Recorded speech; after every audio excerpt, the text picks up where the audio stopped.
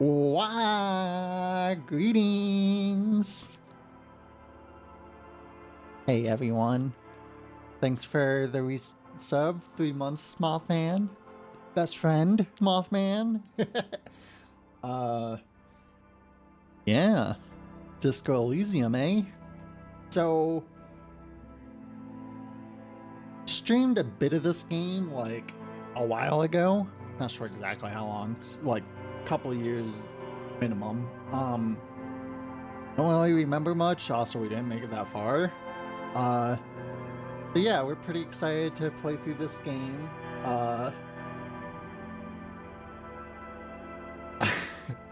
It's probably going to be a trip. It's probably going to be quite the ride. So, guess we should just jump in, eh? Hi, Maple. Good morning. Good game.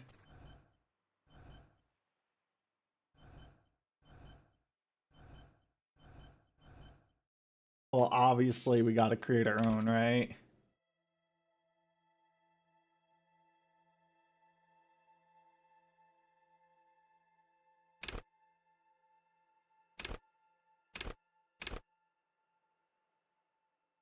Points do we get? Okay. Oh.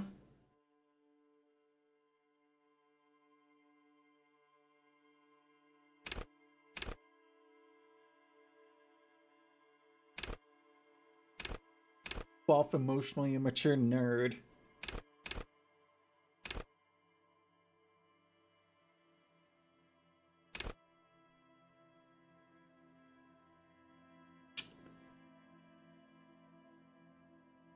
How y'all feel about this? We're vibing. Seems good.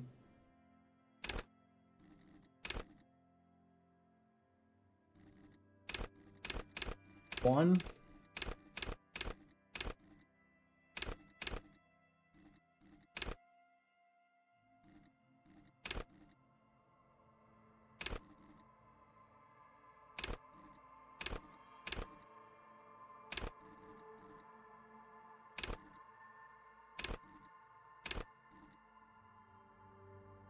Pop culture, yikes.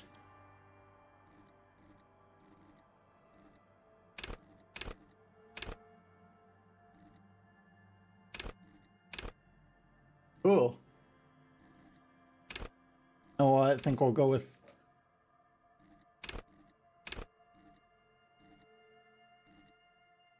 What do y'all think? Conceptualization or rhetoric? Practice the art of persuasion. Enjoy rigorous intellectual discourse. Understand creativity. See art in the world. I think probably rhetoric. That sounds fun.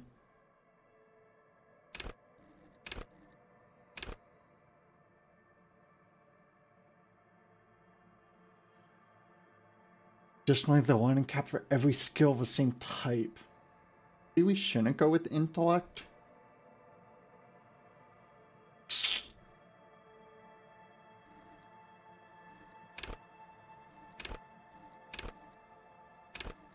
Yeah, fuck it.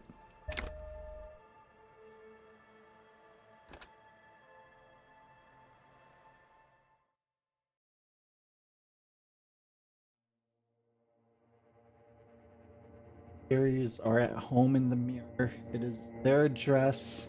Even the clearest water is something deep. Go deep. There is nothing. Only warm primordial blackness.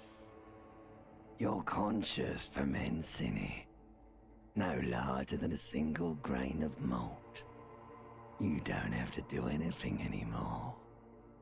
Thanks, ancient reptilian brain. Ever. Never, ever. Oh, hell yeah. Simply keep non-existing. An inordinate amount of time passes. It is utterly void of struggle. No ex-wives are contained within it. Yeah. Give me some more. You got it, sweet brother. Nothing upon nothing upon nothing. How about you cough up some of that, more of that sweet oblivion? Coming right up, sir. Smooth passage.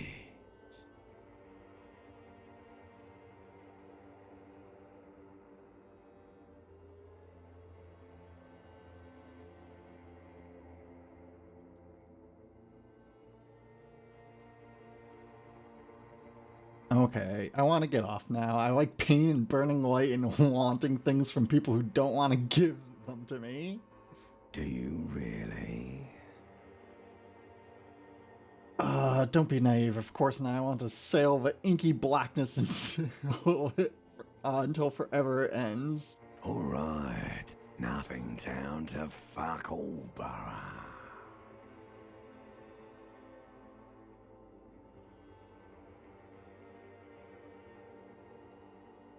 Let's visit the ancient Zero homes. Great choice, Elder One. It has always been like this, and it always will. Stop, keep singing. Sing me the song of death. The song of death is sweet and endless. But what is this? Somewhere in the sore, bloated man meat around you. A sensation. Oh. Audio fine? By the way? Like a fly to the ointment, your conscience sticks to it. The limbed and headed machine of pain and undignified suffering is firing up again. It wants to walk the desert, hurting, longing, dancing to disco music. Father, help me. There's a head attached to my neck and I'm in it.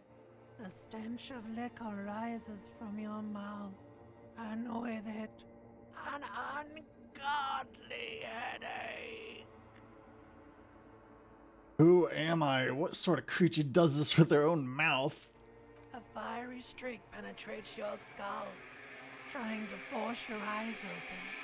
It's a sound, a clarion call from hell. Somehow, you know what it is. A Caprice Canadian motor carriage. Open your eyes.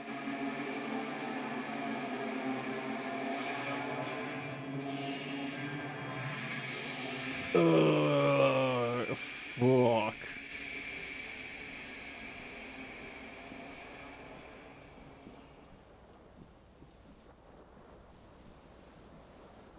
Shit. Well.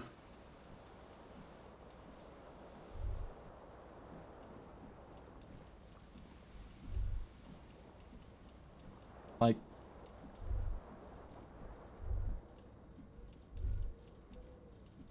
Oh.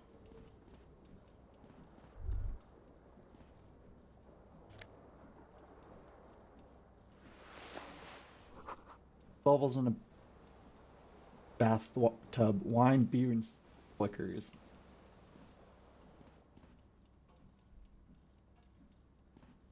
A mirror hangs above a bent and broken sink. In a fierce discharge of masculine energy, someone has ripped half the faucet off. Hot water sprays from the base and steam covers the mirror. You cannot see yourself, just the outline of a man. Suddenly, you realize you have no memory of the face that awaits you there, underneath the soft vapor. Really? Nothing? Really, all recollection of the person you are, the people in your life, and even the world you're in has drowned in a sea of blood alcohol. This was no mere night of drinking. It was a deluge of world-ending proportions. Wipe the mirror. As you slowly reach your hand towards the surface of the mirror. Abort. You clearly have not thought this through. You won't like what you see there, and you will never unbecome it.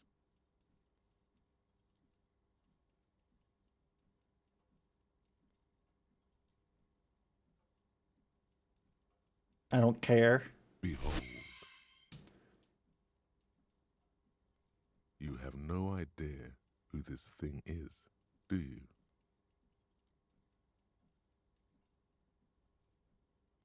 This is the fate of a late-stage alcoholic. Too late. You clearly have rigor mortis on your face.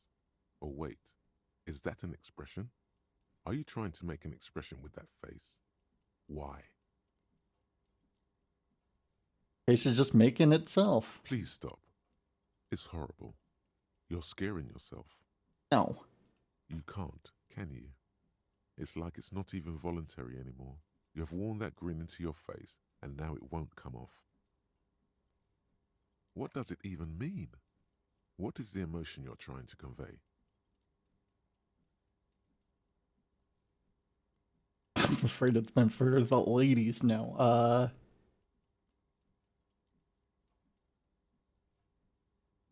It's an expression of pain. I'm insinuating that I'm vaguely sympathetic. I think I'm sort of pulling it off too, in a sad has-been kind of way. There's some charm to it.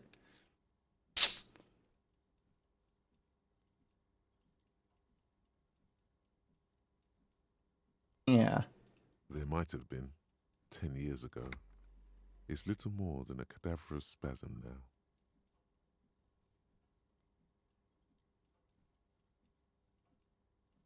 Dig deep in your mind to locate the source of the expression.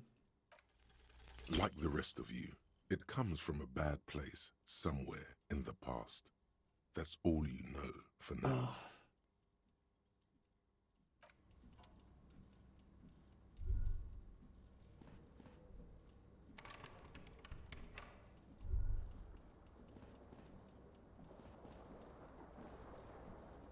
Oh, I guess we'll put some pants on.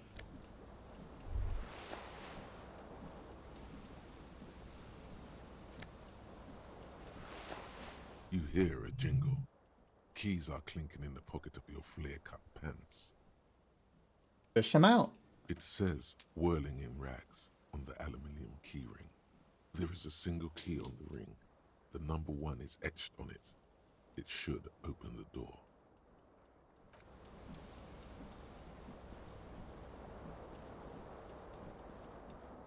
This fan has 2 chain pull switches. One ends in a tiny fan, the other in a light bulb. A truly horrific necktie has somehow attached itself to one of the blades. I'm just pulling a fan. The blades come squeaking to a halt. It should be easier to reach the tie now. You swoop up and catch the tie. Snap! It's released from the blade. What you have in your hand is a truly hideous necktie with 4 or 5 different patterns. The knot reminds you of a noose. Dark.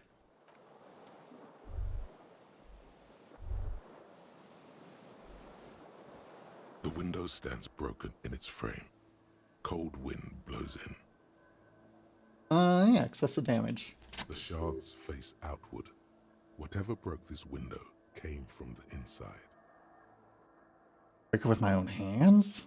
A fine web of scarring covers the back of your right hand, but none of it is recent. What did it then? More likely a projectile than a held object. There are no fragments on the floor from pulling a tool back in after impact. Axis the size of an impact. It is too large for a bullet, yet too small for a piece of furniture. You're looking for something heavy and larger than your fist. Like a wine bottle? Like the green shoe that's on the hat rack in the corner. God which, damn it. coincidentally, is missing its friend. Her shoe's gone. Congratulations. You smashed the window with your own shoe. Now you only have one. If you're lucky, you can still find the other on the balcony outside. The door to it should be outside your room. I should go and get that shoe. A cool wind gushes in. Your toes curl up from the cold. Huh.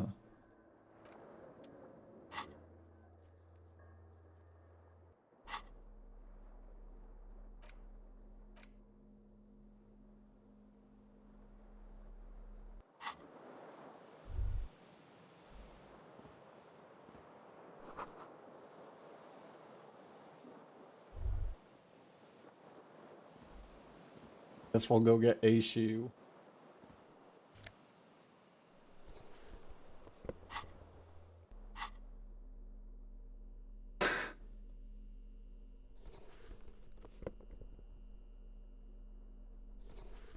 Oh. Where the tape was playing. Go on rolling.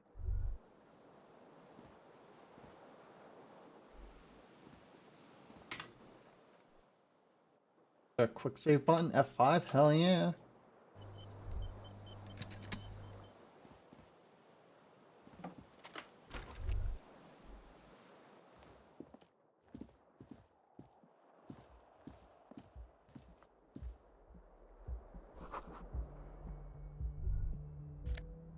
Yeah. Cash money.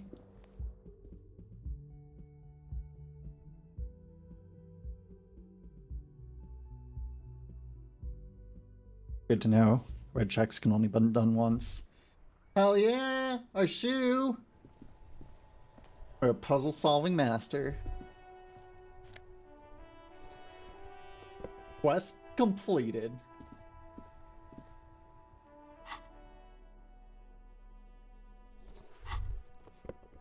There they both are. Two identical shoes, both copiously green and indiscriminately snakeskin, reunited on your feet, like two baby crocodiles. How they fit? Good, they're balanced, comfy. Feels like the only good thing about you right now, truth be told. Well, you gotta start with a good foundation. Let's, options real quick. Turn up voiceover a bit. Seemed like there was a few times where music was drowning it out. Oh.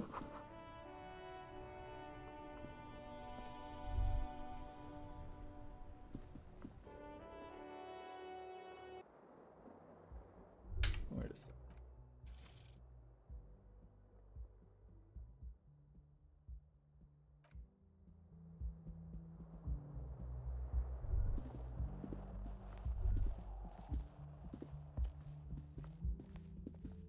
Oh, what day is it? Officer.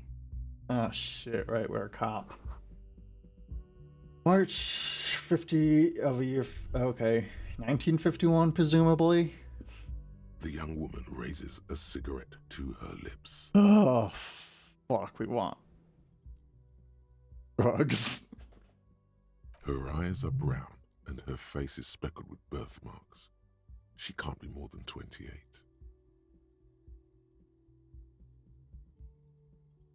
Officer, am I a military personnel? No. Why'd you call me an officer? Because you're a police officer, sir. Are you shitting me? I'm not. Unless you've been shitting us all this time. All this time? You've been here for 3 days. On official police business, no less. Business is that, random lady? Couldn't say. In truth, so far, mostly drinking.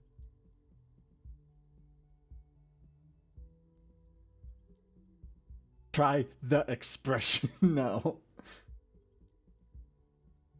Who in their right mind would let me be an officer of the law? Don't be so harsh on yourself. They let almost anyone be a police officer. Oh, I remember. Could it be because of the drinking? Bye. Of course. Be careful, officer. They don't like the police around here. Something stirs in you as she's about to go. Call it an instinct, a need. The need to ask questions. It's like you said the words a million times before. Love questions. She looks back at you, a light glinting off her eyes. Before you go, I have some questions for you. Yes?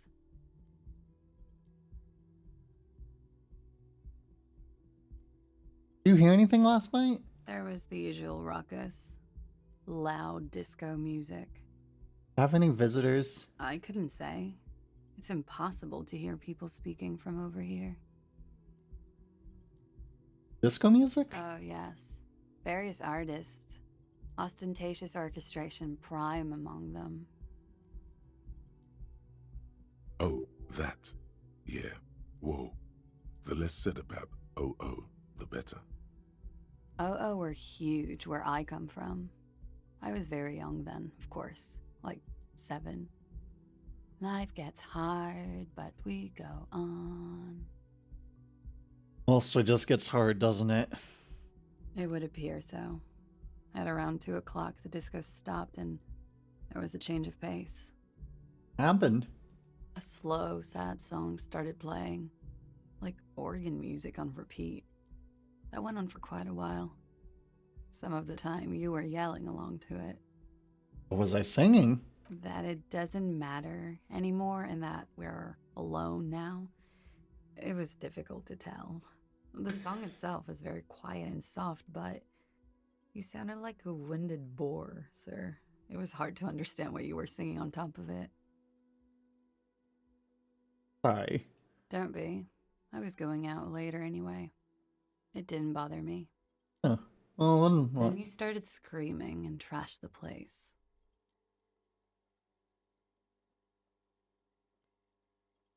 that's so me. What did I do? A window was smashed. The tape player, probably. The song stopped. And furniture, too. A real destructathon. There was screaming. Then I think you passed out. Anything else? There was. I think you screamed that you didn't want to be this type of animal anymore. I may have misheard, but it was sort of memorable. I went out afterwards. Everything was quiet by then, around 4 or 5. And that was it. That early or late?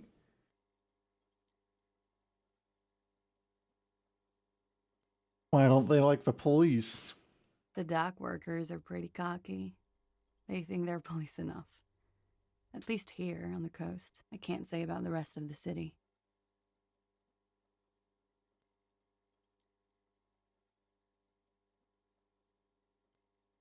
Where's You're here? in a hostel, sir. Like, We are in Revachol. fuck's that? Revachol is the disgraced former capital of the world, divided into zones of control under foreign occupation. Half a century after a failed world revolution, she is central to our moment in time. Ravachol forever. Forever and ever. And ever, out of the corner of your eye, you see the hair on the back of your hand standing on end. It feels as though low-grade lightning is coursing through you. You must be hypersensitive from the hangover. Okay, thanks. Glad to have been of assistance.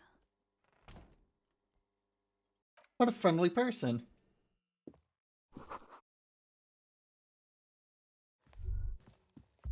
Take it? Can we finish off a cigarette? No. Map?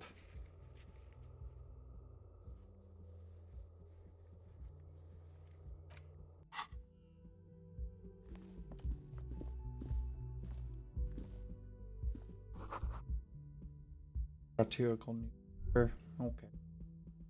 What is this thing? You have a brother? Is your brother a communist?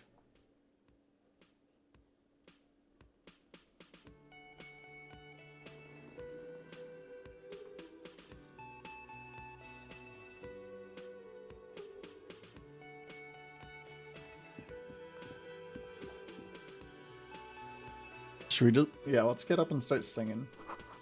Oh, yeah.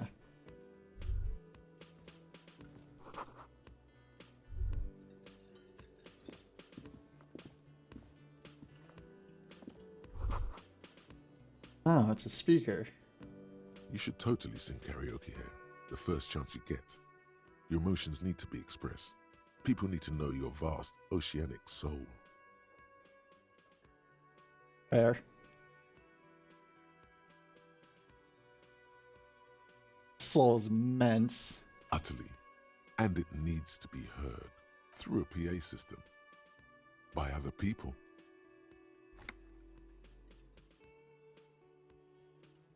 What should I sing when it comes to it? You should sing the sad, slow song you were listening to last night. Thought it was obvious. Happy, like from the OO folks. No. Don't sing the happy song. It's stupid. Sing the sad song. It's profound. You have to find out how the song goes first, though. Maybe a tape of something appropriate would help.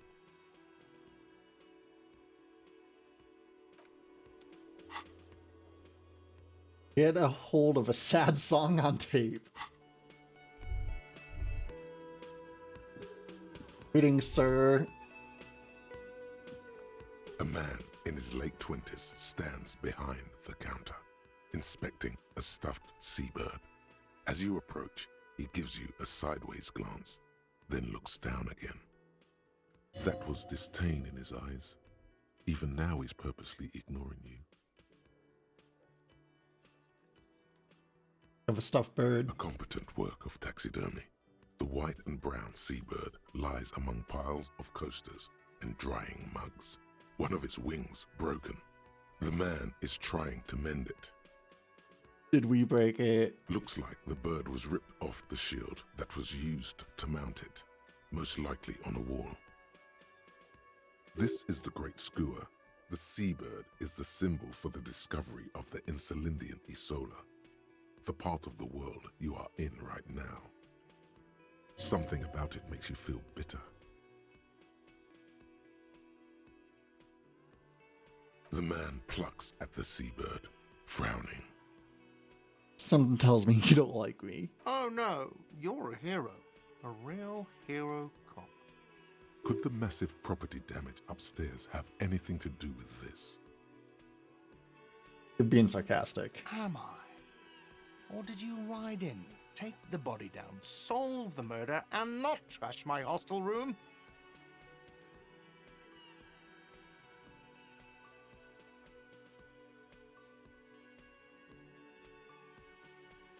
Oh my god, I did all those things? No, you see, actually, you didn't. You haven't done anything even remotely useful since you got here. What have I been doing then? Have you seen me around? No, I haven't seen you around. I'm not always here. The bartender? No, I'm not the bartender. I'm the cafeteria manager. Oh. He's very animated all of a sudden. This seems like a touchy subject. Understood. Mhm. Bye. It's on the menu. Word Monday. Wait, Or go in here? Off pair of electric juice.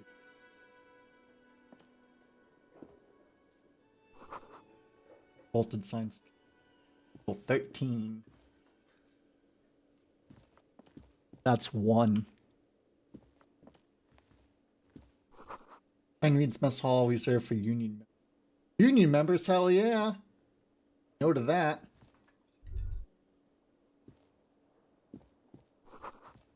Oh, it's unplugged. Well, talk to this Hello, sweetie. the cryptozoologist's wife. Hell yeah. Let's hunt down the Mothman. You Love you, shouldn't keep your Mothman. colleague waiting. Fine. A bespectacled man in an orange bomber jacket is tapping his foot on the floor. Looks like he's waiting for someone. As you approach, he narrows his eyes and extends his hand in greeting. If an assault were launched on this building right now, if the windows came crashing down and the whole world descended upon you, this man would hurl himself in death's way to save you. You are sure of this, but why? Shake his hand. Hello. I'm Kim Kitsuragi, Lieutenant, Precinct 57. You must be from the 41st. You realize he's waiting for your name. This is your chance to come up with a really good name for yourself. Get creative. Conceptualize.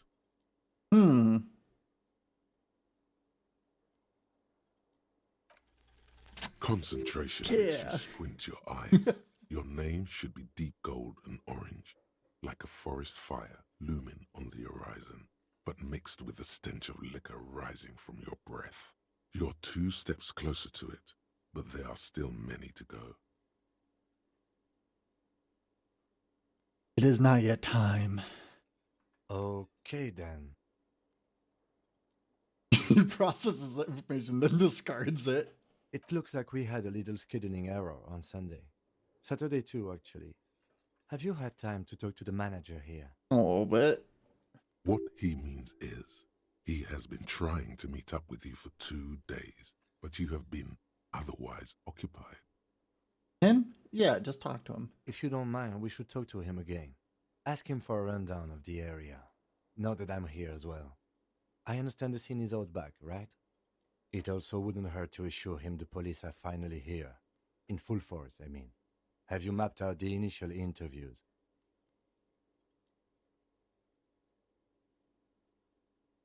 I haven't. Okay, we'll have time for that after we take a look at the coroner's case.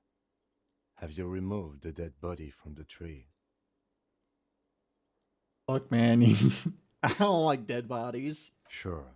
But did you take it down from the tree? Oh, why not? Mm-hmm. Probably not. So, the body is still in the tree.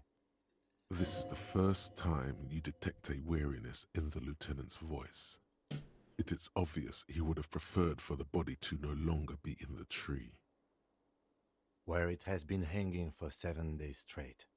We should go there as soon as we are done talking to the owner. I don't remember anything. I can see you drank last night and the night before, and that you are still drunk now. But I have seen officers go through worse. Much worse.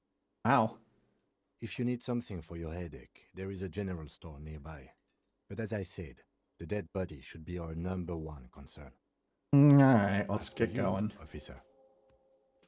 If you're about to embark on an investigation, shouldn't you have a badge?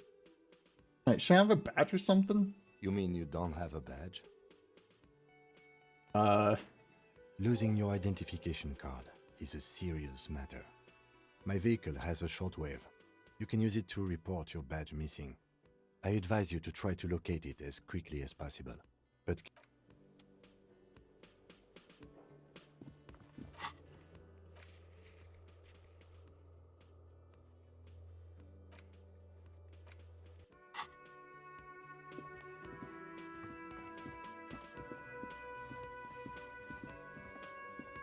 The man with the unimpressive beard notices you approaching. He drops the ledger he was holding and turns to the lieutenant. Mr. Gart, right? You run this place. Yes. I am Kim Kitsuragi from Precinct 57.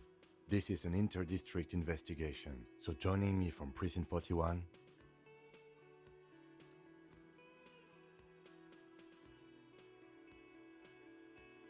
the harbinger of ruin. What?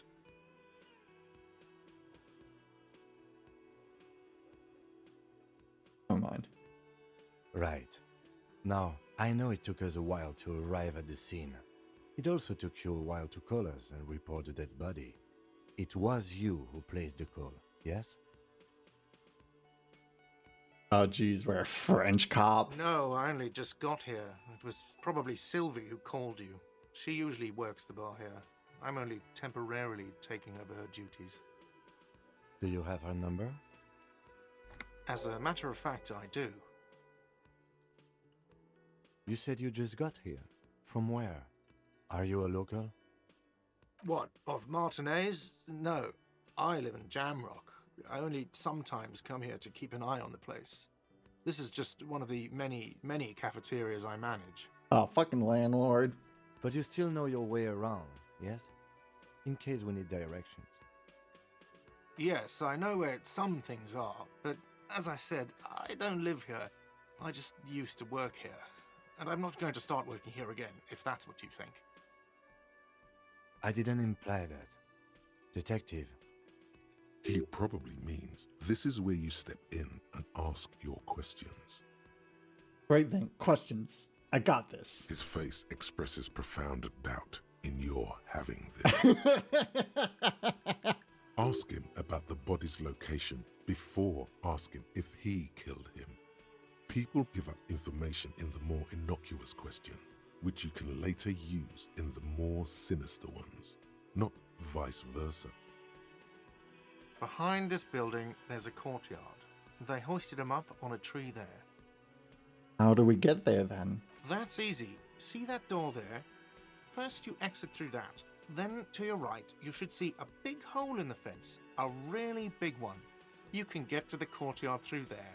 No need for the keys. The hole is big enough for the Franco-Nigerian cavalry to fit through. She went away because none of your business. Have they not been telling you, Your Honor? I'm not a cop. Everything is my business. Okay, you got me. She went away because of the dead body out back. And because I asked for her number. That's why Sylvie went away. I hope you appreciate that. thank you. Didn't go well then? I asked an employee out. She didn't want to come, but felt obliged to.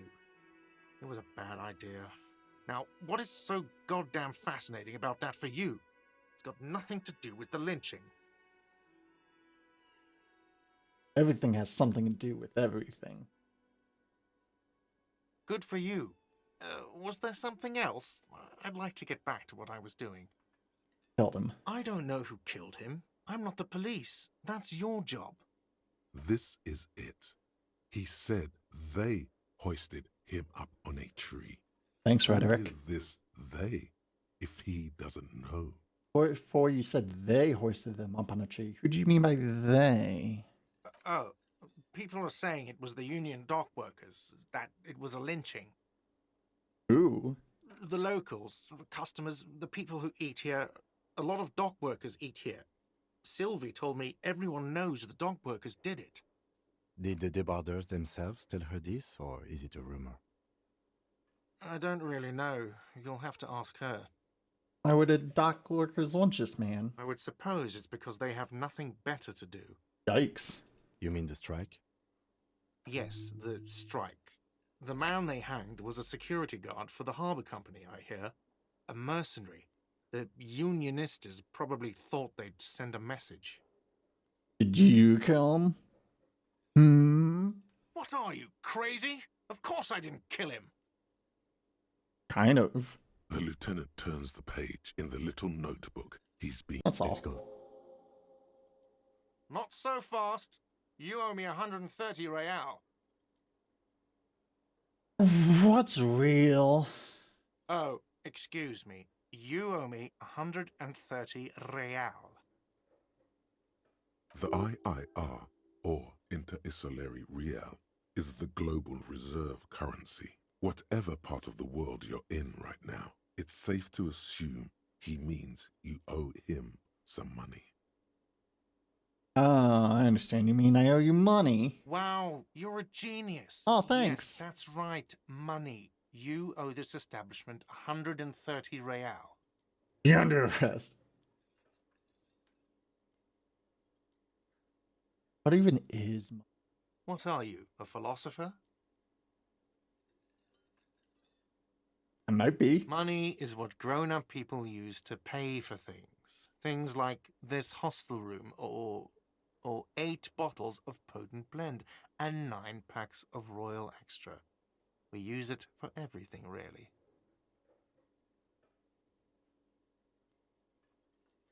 Is this money? Yes, it is.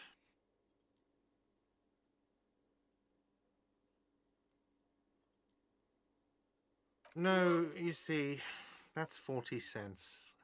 Cents are a form of Tinge of currency sadness. 100 times smaller than the real. I'm not even going to take this. Come back when you have 130 real.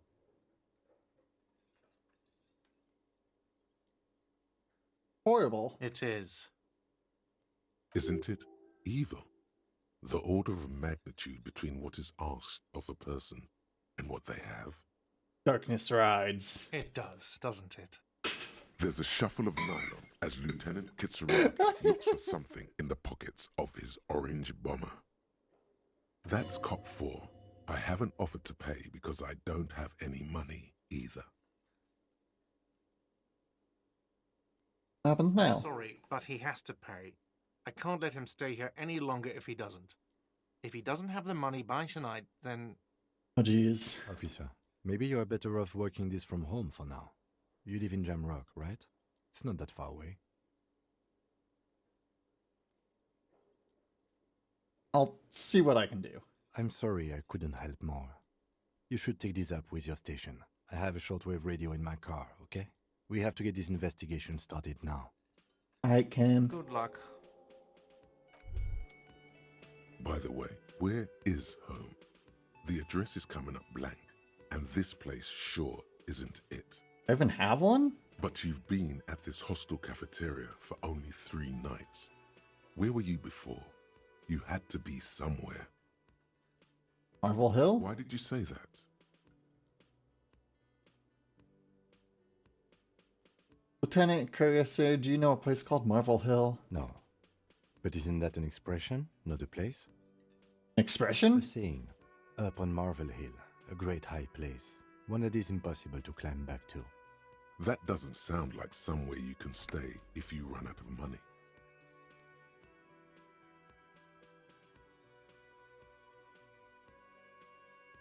I'll live in a dumpster, I don't care. Fuck everything. Hobo cop.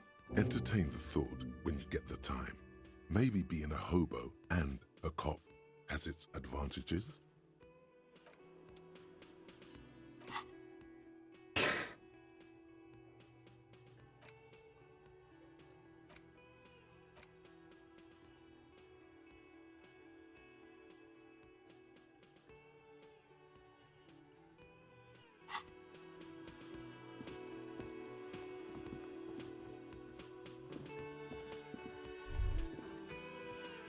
Talk with her now?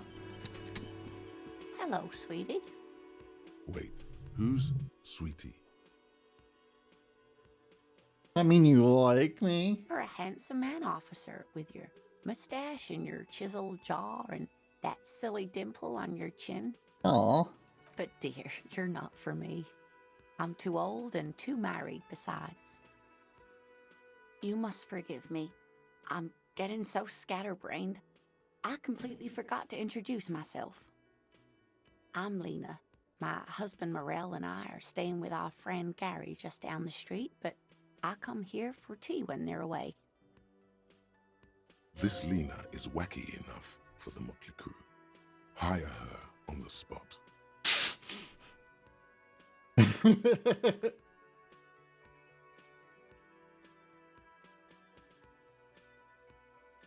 I don't know if you'd noticed, but I don't know what I'm doing.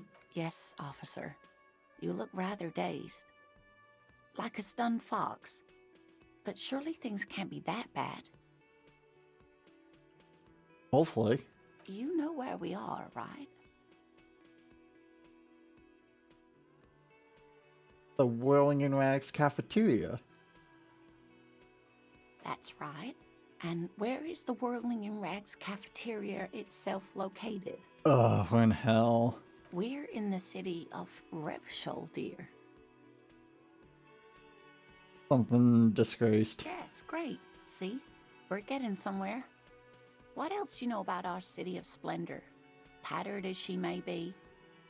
I don't know diddly squat about Revkov. What kind of place is this? How would I even begin to tell you? Revachol is the most beautiful city in the world. We're fortunate to be here, you and I. I haven't seen very many other cities personally, but everyone says so. Revachol is a rare jewel. This city used to rule the world, though it has seen better days. Speaking of history, you know what year it is, yes? Yeah, spring of 51. That's right, dear. How splendid. Here, take this pen. Knowledge should always be rewarded. Her relief is palpable. She was getting pretty worried about you there, but now she relaxes her shoulders. I can tell that Whoa. this is taxing for you, so I'll just ask one more question. What regime are we living under? What mode of government?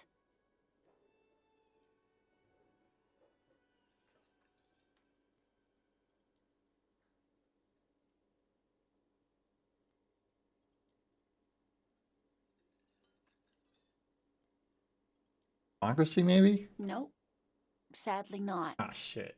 Revachol is what's called a zone of control, under an alliance of foreign powers called the Coalition.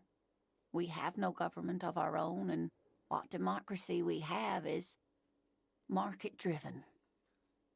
Fucking capitalists. Meaning, buying is voting. There's no government. How are there cops? Oh dear.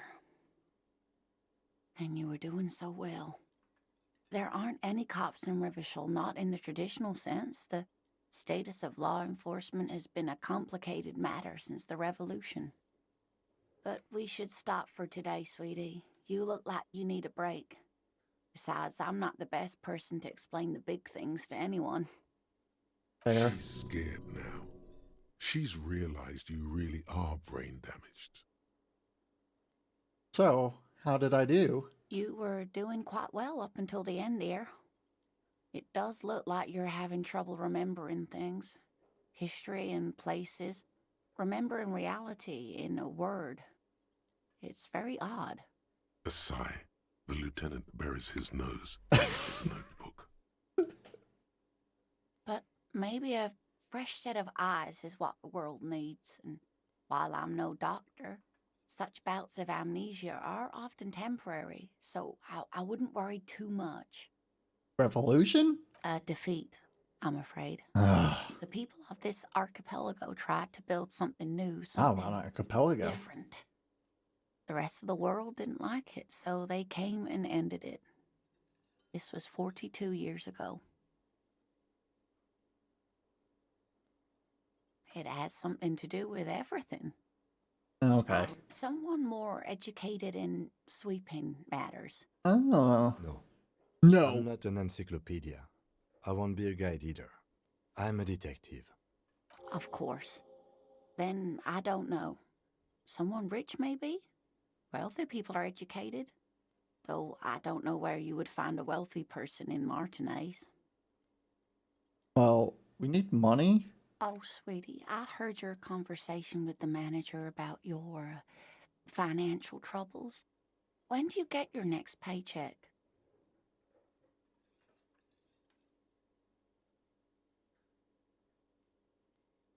Never. Try to force a tear out of your duct. Really rip into the whole emotional aggression thing. Of course, I shouldn't have asked you. Officer, get a hold of yourself. Oh, no. Sweetie, I'm sorry, but I think you need more help than I can give you. Okay. No, I'm so sorry I don't have money for you. If there's anything else I can do for you, just ask. You wanna hang out? Whatever do you mean? Want you to be my wheelchaired partner in fighting crime, ridding backyards of corpse, catching sequence killers. Sequence killers? Oh my. But I think you already have a partner, sweetie. We're polyamorous. A partner who needs you to help him get a corpse down from a tree. Oh, Kim. Yeah. Yes, and it seems to me that you do well to stick close to him. He has the look of an upstanding officer of the law, someone you can lean on, and, sweetie, you are looking unsteady.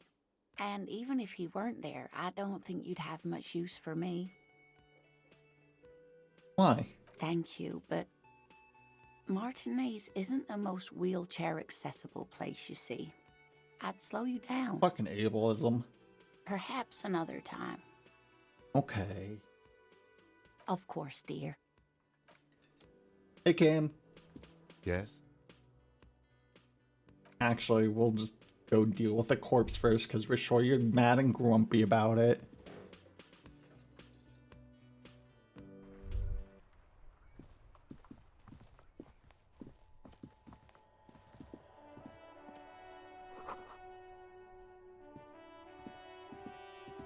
An old call box with a matrix of push buttons lists all the companies in the East Delta.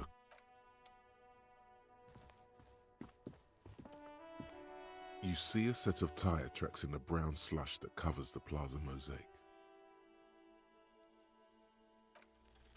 No, these tracks are not interesting at all. Let the street sweeper just sweep them away. What kind of vehicle? Hard to say. Your vision is blurred and you're having difficulty concentrating thanks to your relentless hangover.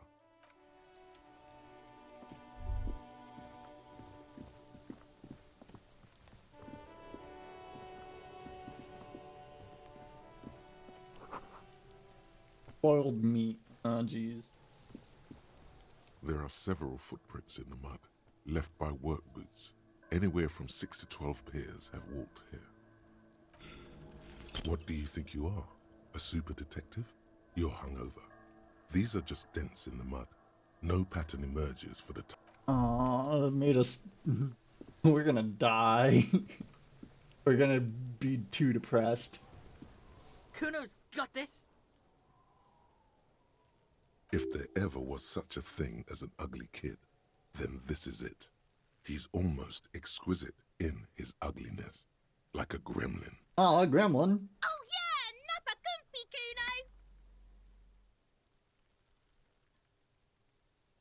Kuno! Can't talk, pig. Shit's coming up strong.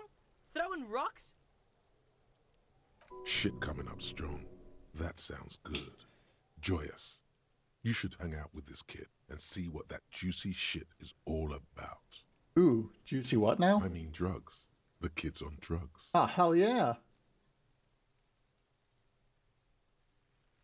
Yeah, Kuno, ride the lightning, Kuno! Kuno's riding it, see?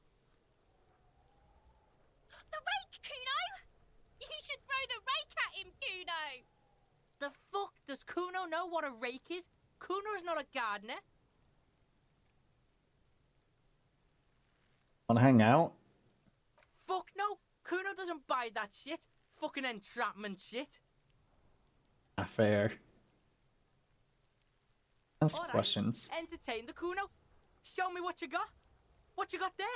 What you got, huh? Show me what you got. What? Who's Kuno? Kuno's Kuno, pig. It's always Kuno, never I. Clearly the kid's using the third-person perspective as a shield.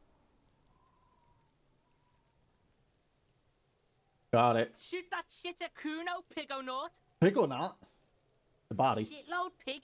What's your question? Don't tell the pig shit, Kuno! If I were to want to waste my time, which I do not, I would ask them who he is, how he got there, and the usual. The usual being, have you seen anything out of the ordinary? Or have you seen anything suspicious? Who was he? Kuno's fuck imp. Hmm. Kuno uses the fuck imp for target practice. He's trying to hide the fact that he doesn't know.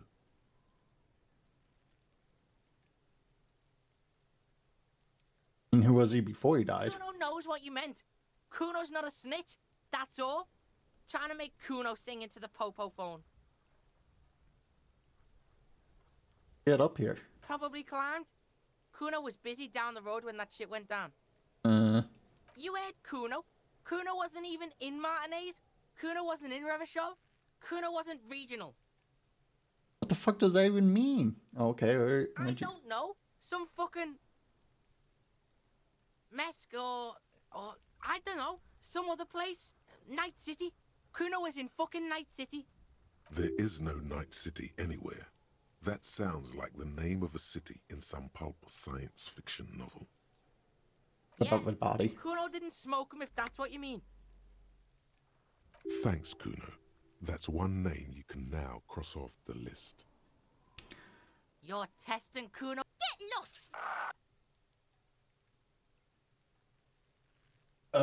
Yeah. Kuno doesn't. Save.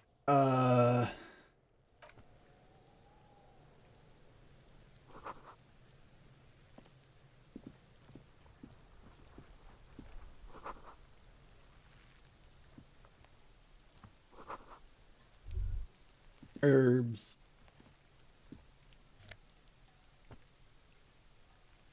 Ow.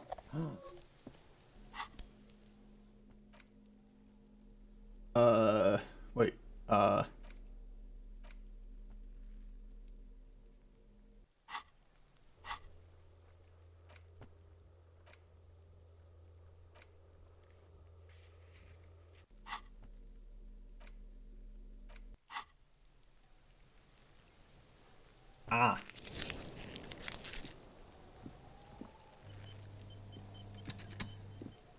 The corpse looks at you with bulging white eyes. The face around them does not look human. It's swollen and ready to burst. His lips are fish-like and his tongue like a ball gag in his mouth. You seem to be holding your breath.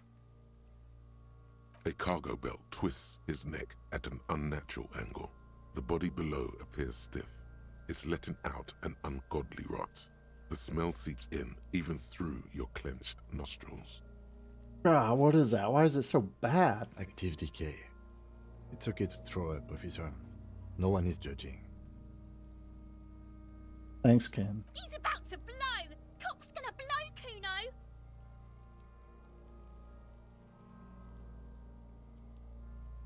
Let's try it. The smell is repulsive.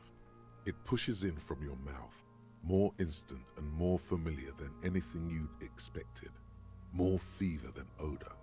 It fills your mind, flushing you from within. Let it out.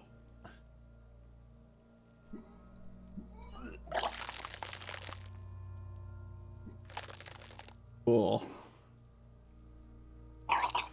Oh. You feel a great force ringing from your stomach. Your body curls and pushes it out, burst by burst, until a pool of vomit lies under your feet and your throat stings from the stomach acid. Ugh, fucking corpses. Keep it. Thanks. The hangover is clearly making this worse for you. You could use some ammonia to clear your head. Could help? If you can handle the headache. Some officers use it to deal with cadaverine odor. Not you? I can't handle the headache. It's more likely he can handle the smell, unlike you. Oh, There is get it. freight nearby, east of the hostel. They usually have a small apothecary. If they don't, there's a greenhouse here, and a gardener with a wheelbarrow on the corner of the whirling in rags. If she works here, she might have something for the smell.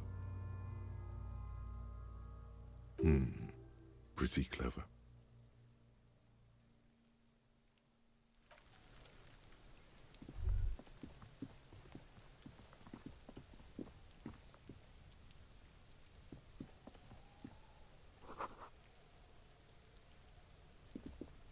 This. An inconspicuous pile of the roofing material, Eternite. Because there's a secret door hidden behind the panels of Eternite. That's why they're too orderly. There it is. You see a shabby little door.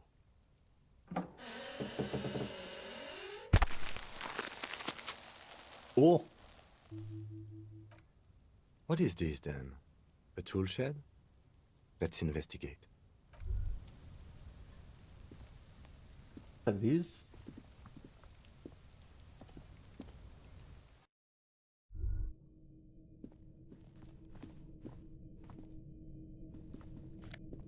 Honey. Oh, hey, Sabrina. Yellow powder? Be still, my beating heart. It's amphetamine. Sweet amphetamine. Ooh. Oh. Oh. The lieutenant isn't studying the powder in the mirror. He's studying you. Ah, shit. There's a good vague way to ask where he stands on drug use. Professionally, I mean.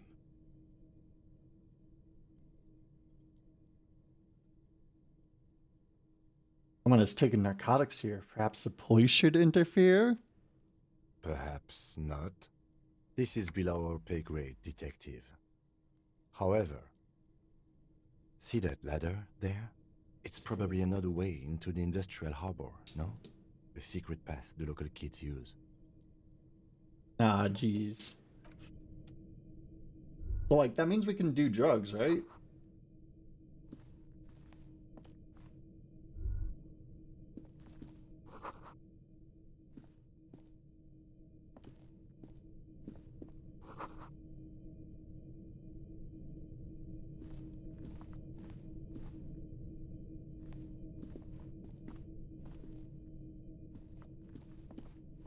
Oh.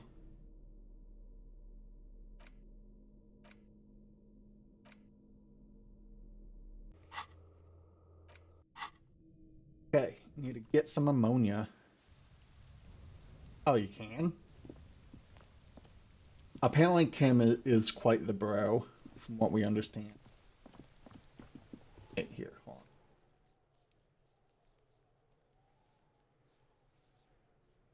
on. Thought, is there a way to goals? Can't shift, change to anything. Oh, we have $1.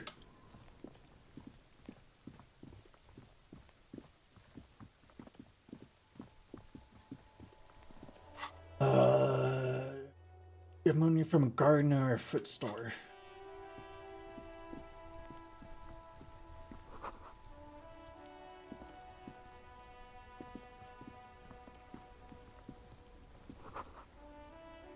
Fuck the police.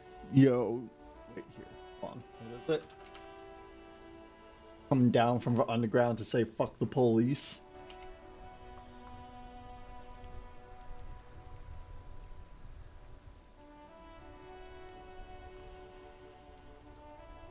Fuck the police coming straight from the underground. Ah, there. That is. Ah, fair. That was important to go look up. What can I help you with? What? We just looked. Never mind. Never mind. Surprised. We don't see a lot of police around here. That's all.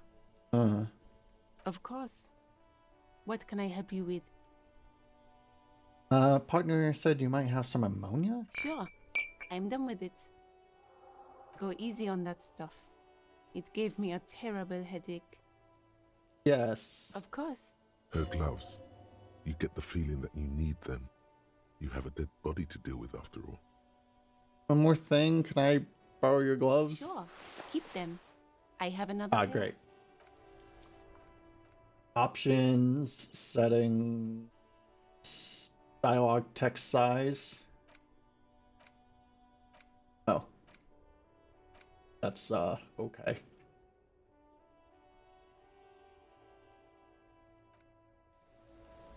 How's that? Is that, let's see. Yes. Oh, it's big.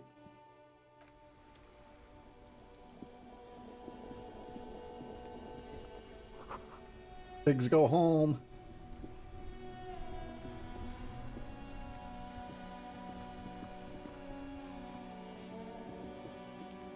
Alright, let's quick save.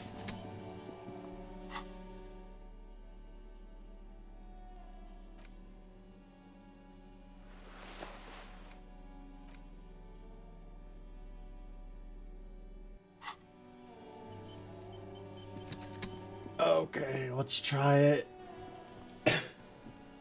There he still is, looking right through you with his white eyes. The body below is entirely dedicated to that corpse. Well, we're gonna change it back down. Sorry.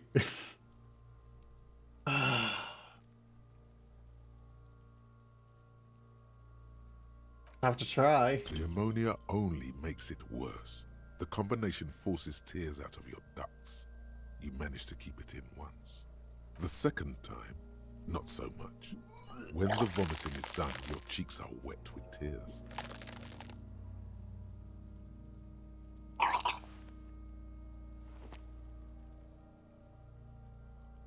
The ammonia didn't help at all. Nor does the wind right now. The weight is reassuring, like a crenel on solid fortification. Pat, pat, pat. Oh, thanks, Kim. I've seen strong men turn themselves inside out for hours. You are facing tough odds here. Alcohol withdrawal makes it considerably harder.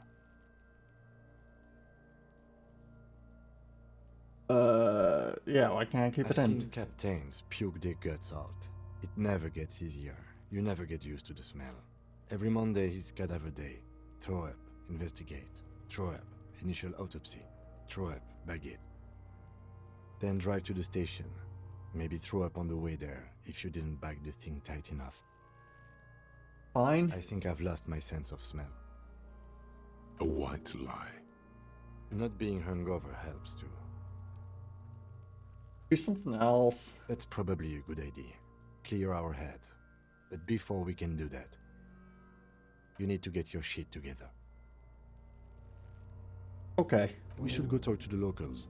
Find something else to do while the wind changes. It's pretty bad right now. Give it half an hour. Get yourself together. Then come back and have another go.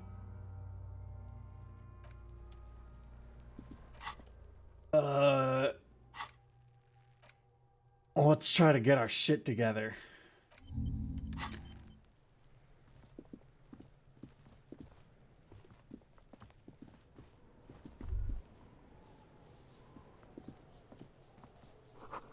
What was it? Oh, okay. Bye, Sabrina. This trash container is locked. The sliding lid has a padlock that says, whirling in rags. There's something in there, not necessarily connected to the case, but still. Why am I looking at you, trash container? You're just a trash container. The body is downwind from here. Maybe you prefer the smell of garbage to the smell of death. What do you think could be in there, Lieutenant? Trash, food waste from the cafeteria. They lock these containers to keep the derelicts from flocking in. Could be evidence too. That'd be fun. Let's see. Seems reasonable. Mm-hmm. Oh, we give a lock Try open. using a pry bar. There's one in my motor carriage, or we could ask for a key from the manager of the Whirling in Rags. He probably has one. He might also have information. This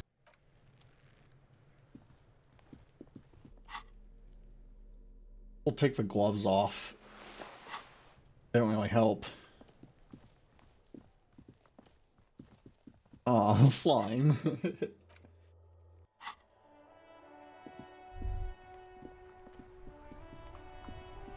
Is this your car, Kim? What the fuck is this? This is wild looking. Before you stands a motor carriage. The bodywork is covered in blue and white livery, bearing the number 57. Vapor emanates from the large engine on the back of the vehicle. It hasn't had time to cool off yet. This must Bye, be thanks the for hanging out machine, for a bit. That toy from Oblivion. The Caprice Kinema motor carriage. In the cabin, you are welcomed by a set of steering levers, a radio microphone on a hook, a pull-out toolbox under the seat, and the soft glow of the fuel preheater gauge. Of a The toolbox. metallic drawer slides out from under the seat and clicks into place. The tools inside are neatly organized. Take what you need, officer. It's going to be a long case. I'm not protective of my tools, like some men are. He's clearly a little protective of his tools. But what can you do? Work is work.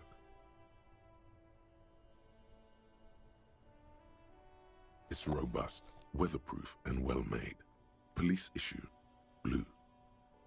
Lets you see things in the dark you would otherwise miss. The handles are long and sleek. Snap, snap. The pry bar feels useful for opening all sorts of doors. The pull-out toolbox. Might as well slides take back everything, right? to its nest. Preheater gauge casts a warm. Up the radio. Tableau lights up, and the green button labeled Prime Line glows like a feline eye. and then you hear something. The soft purr of electrical kittens, radio waves cast far and wide over the metropolis. A woman's voice greets you through the static. This is Precinct 57. Hello, Lieutenant. How may I assist you? Hello, Alice. Please assist our colleague from the 41st Precinct here. I'm putting him on. Operating the radio is easy. Just be confident. You've probably done it 1,000 times. Hi, Alice. This is the officer from 41st Precinct. This is Officer Alice Demetri, Precinct 57. How may I assist you?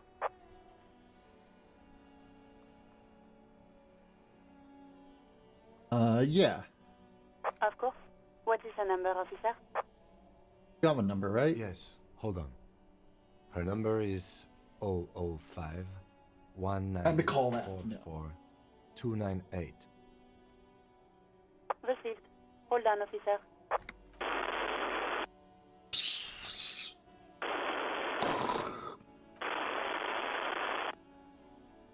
Lieutenant Kitsuragi slowly begins to tap a little rhythm with his right foot. Quite a lot of time has passed.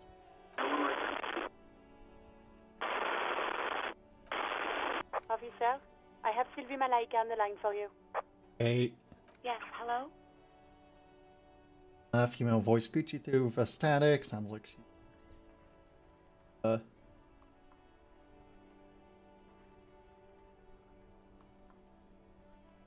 We've met before. Oh, right. Hello, officer. What can I do for you? You who called the police? No, not me. Oh... Wait, why didn't you? What? Of course it bothered me. But I thought the union already knew about the court. Us. No one calls the police. The union would get angry. You know, what the union says goes. People listen to them and they take care of their own, which is like everyone here. Wait, Kim. Legally, no. In reality, yes. Martinez is de facto policed by the dock workers union. Words are not necessary to feel the lieutenant's discontent for the situation.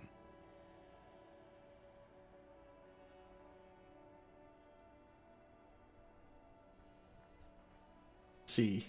Back I off. don't know what to tell you, officer. I didn't call you because I didn't want to get in trouble with the others. With the union. Know who did I'm sorry then? about that. No, sorry. I don't. Not a lot of people have phones around here. Copper thieves take the wires. People don't have the money to have the cables put in again. They use the union's phone, or the one on the coast. So the union has a phone, and there's one further down the coast. Got it. It was someone else. We'll find them sooner or later, officer. It just might take a while. Yeah, go on. Quit your job? You mean why did I leave the bar? Honestly, I'm not really comfortable discussing it with you, sir. Oh, we know why. Left because of your boss, right? What? No, why would you even think that? Told me he asked you out. Please, don't bring Gar into this. It's none of your business. I already said I don't want to talk about this. You're Okay. missing everything. I do hope so. Please, don't call me again. Bye.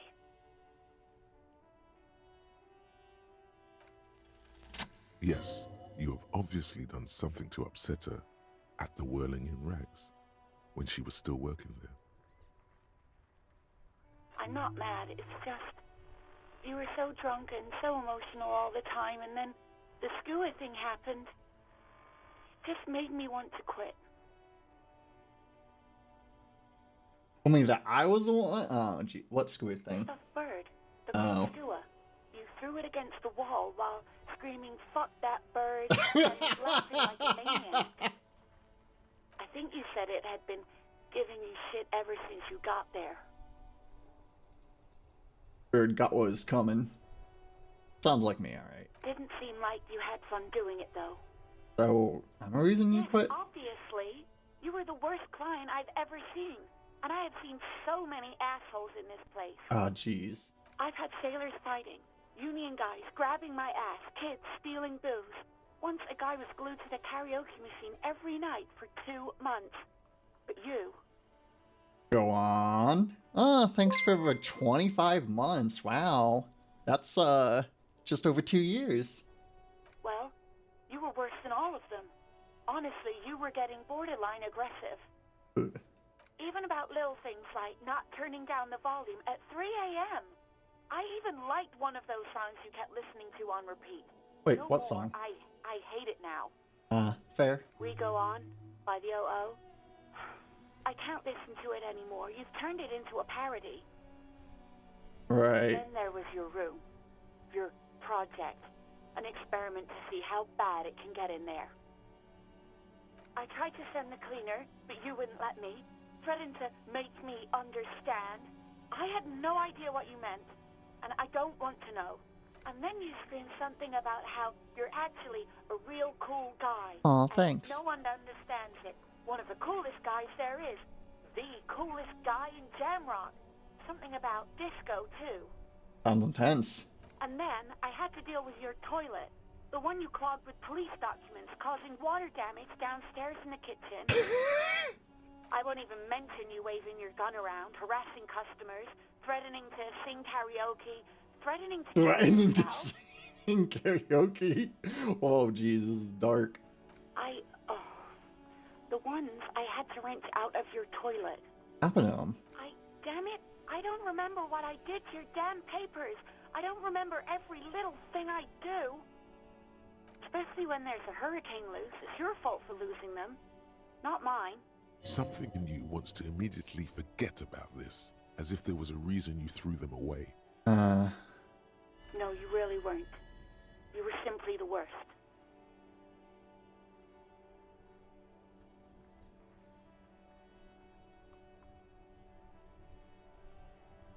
Sorry.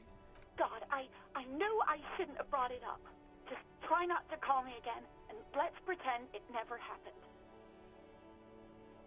I'm looking for a song. All sorts of things. From disco, rock too. So much disco and rock. You can help me identify a song. Which one would that be? The one that was sad. Sad? I think the one you mean is The Smallest Church in Saint-Saëns. Richard, that write-up. Interesting. You still have to find it, however. Thanks. You hear a sigh of relief on the other end of the radio. Wordless, the call breaks. Hey. Then, the already familiar voice. Anything else I can help you with, officer? Yeah. Connect to our precinct. Just a second. Need to officer. ask for money and report our badge missing. 10-2, 10-5. This is 41st. Come in. Over. A scrawny old man sits in a dusty cubicle, smoking, with a large white rectangle sewn on his vest. Oh, we want In to front of smoke. him is a box-shaped apparatus with an array of wires and antennas. The radio switchboard. The man uses relay code. You've got this. You're a cop, and cops know relay code. 10-4, Station 41, I got urgent business. Over. 10-4, message received. 10-5, relay message. What's your status? Over. Just reporting in. Over. 10-18, state your message, sir.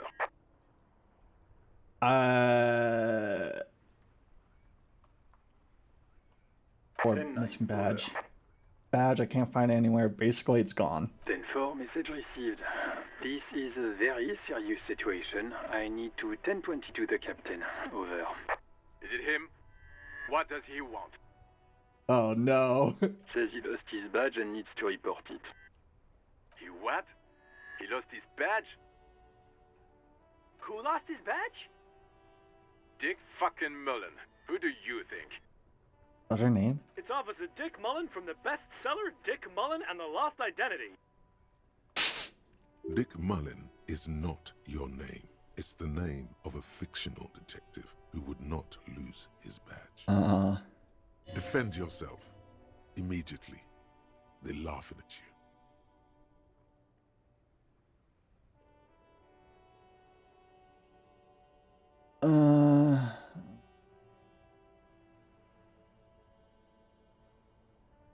Officer lost his badge. Like, I'm a first cop. He says this has probably happened to other policemen before him and laughs sarcastically. Oh god damn it. Is he fucking kidding? The whole station's gonna be dicked for this. Satellite Officer Vikmar is wondering if you might be joking and adds that this tarnishes the reputation of the entire station. Over. Mullen dicked us. What? Whatever. 10-4, I hear you, officer. I'm just going to make a note here that you are in pursuit of your misplaced badge. Over. Over. Fuck me. Mac, come here. You've got to hear this. Dick Mullen lost his badge. Oh, fuck you, Chester. What's going on? Super Cop here lost his badge.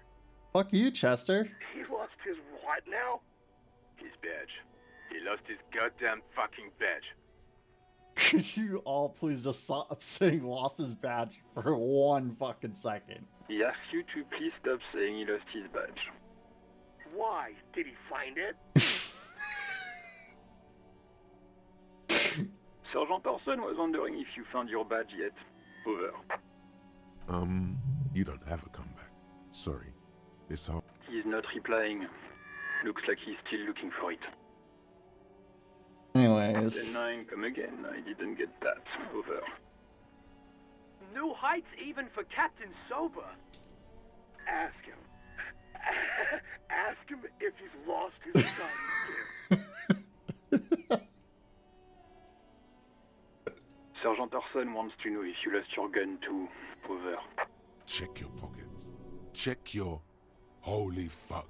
You don't know where it is, do you? Okay, it's gone. Your gun is most definitely gone. 10-9, come in, officer. Did you get my question? We were wondering about your gun. Over. Try to lie. Lying over the phone? It's easy. Just say it like it's the truth. No, of course not. I didn't lose my gun. He says he didn't. Thank God for that. That would have been a nightmare. I don't even want to imagine the poor prick who has to relay that kind of news to the captain. Yikes. Losing his badge is bad enough. Tell him to find it, and fast. We can't have some gangbanger running around with it. We're all glad to hear you've not lost your gun, officer. You need further assistance? Over. Need financial assistance. 10-4, I hear you. I don't have the authority to grant your request, but... What does he want now? He's asking for money. Is he fucking kidding? I don't think he is. Don't give that asshole anything. He's just gonna drink it all. Only need to pay rent. Right. That's a negative on the additional funds, sir. Over.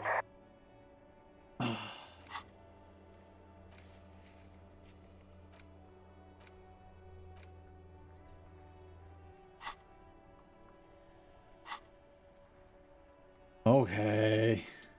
Anything else, sir? Over. 10-10, bye. Roger that. 10-10. Over and out. Well, that was a bit rough. Volumetric ship compressor. Bizarre scientific news from Revachol West today, where a police officer's shit has been observed at a pressure of around 495 gigadecimals. These metallic hydrogen levels of shit togetherness were thought to exist only at the center of collapsing stars, not law officials. It remains to be seen how long the shit singularity lasts. The shit singularity.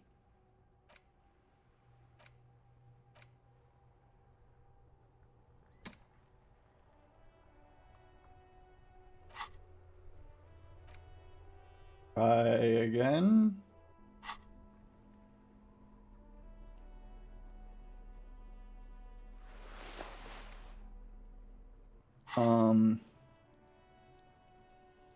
What is it? Endurance? Endurance. Legendary. Okay. What's... Try putting a point to endurance.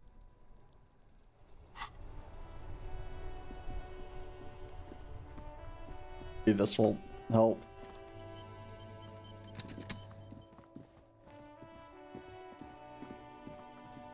Okay, we got our shit together, we got gloves, we leveled up, let's do this. There he still is, looking right through with his white eyes. The body below is entirely... As you breathe in, the odor comes over you.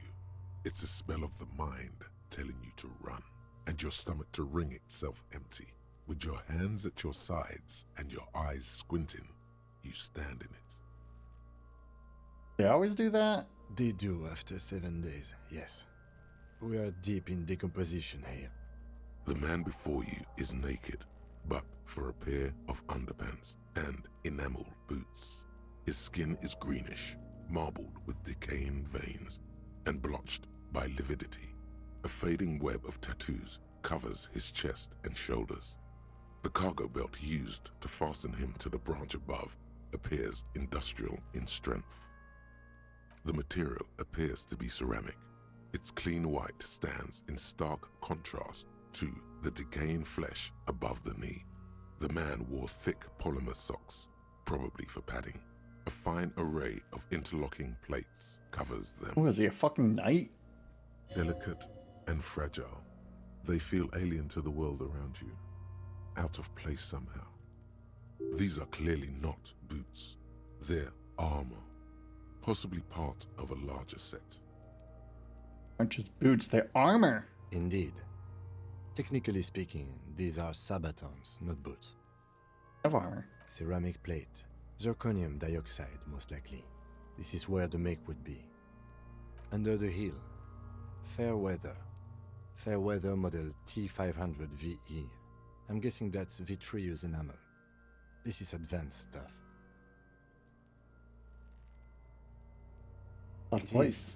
It's expensive. We've requested similar material for our tactical units for years now. The constabularies deemed it too costly.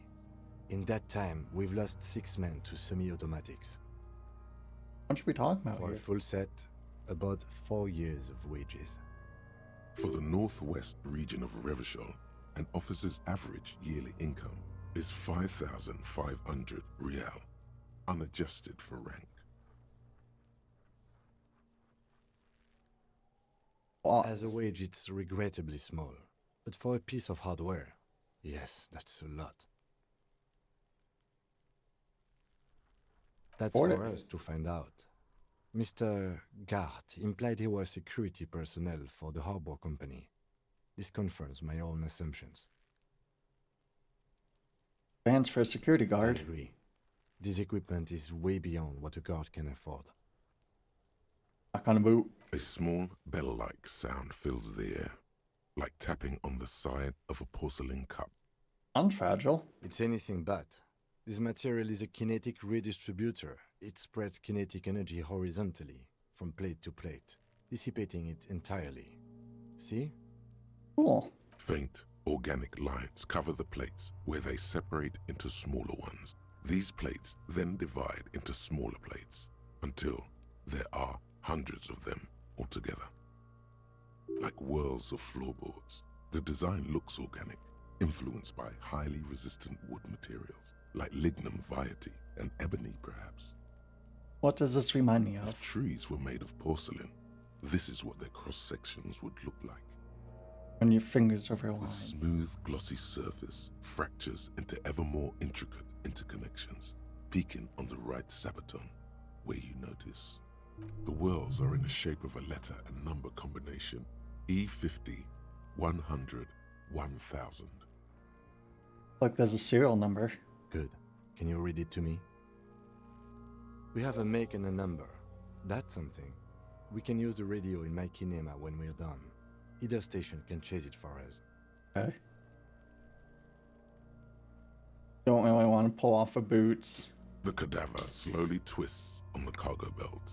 His torso covered in tattoos. Tattoos? An intricate web of blue lines stretches across the torso, from the right shoulder to the solar plexus. Each time they intersect, a small white star is formed in their crossing. Hundreds of fading asterisks riddle his skin. Their concentration is highest around his heart. His corpse is marked by stars. What will mine be marked by? Alcohol and heartbreak. It's a national pattern? Of no nation that I know of. If anything, it reminds me of religious illumination, last or penultimate century. Men who live harsh lives often turn to innocentic worship. But which one? I see no trace of a humanoid figure. I agree. He takes a thin piece of milled aluminium from his coat pocket and pulls it open. Sounds like a sword being unsheathed. A small lens appears. Some sort of camera. Shit, Kuno! What the fuck is that? An instant color camera. He produces 2 metal-capped ampules and clicks them into place on the side of our apparatus. A thin spot shines there. I have only 2 ampoules, so nobody move. I don't want to waste one. A sound, a shrill flash, followed by the breaking of a small ampoule of glass. You see streams of color pour onto the thick, glossy piece of paper, rolling out. In case we need it.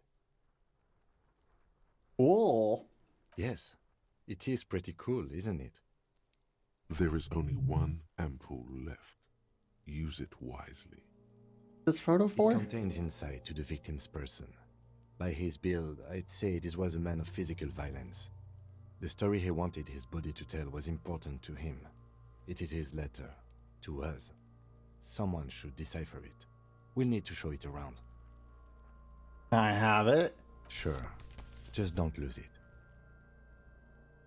The glossy-eyed corpse looks by, his mouth mute and his skin as colorful as the chemical rainbow on the photo paper. His eyes are milky white and blind to the world, protruding comically from their sockets. There is no one home, just subaquatic terrors there. Dark brown hair grows on his head. His face is ready to explode from What was the Island organic Empire? processes inside. Island The Empire? death's head grin has passed. What remains is an unrecognizable mess.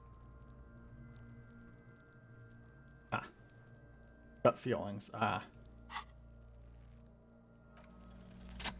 gone. I can see you're gone, but who are you? I'm a joke. Look at me. Right now, but who are you in your life? A killer. A motherfucker. And a killer. Go ahead, Cobbo.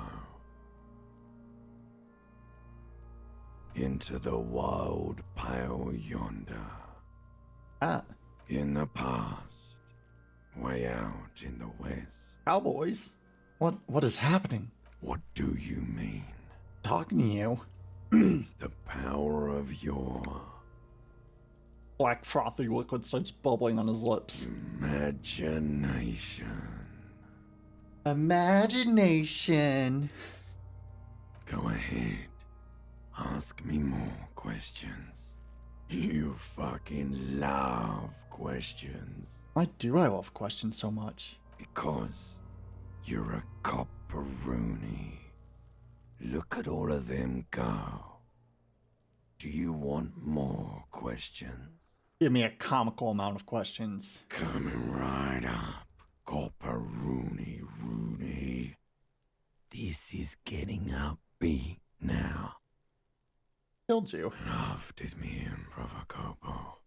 It was love all along. That sounds not right. Got something? Because you have. What? Ask me a question? Sure, Lobo.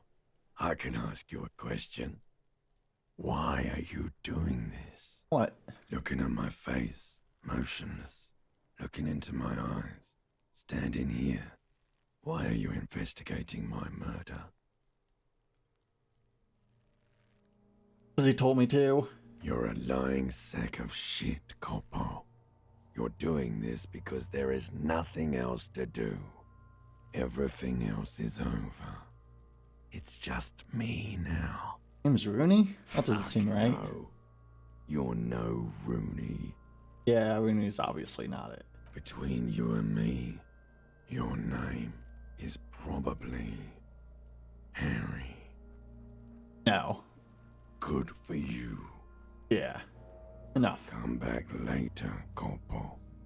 Amuse yourself with my frank manners and my memento mori features. If possible, also see me in your dreams. That's not what the text says. The hangman's knot is pulled tight by the weight of the corpse below. Yellow, hard-edged polyester cuts into his neck. Above, a sliding buckle ties the belt to the branch.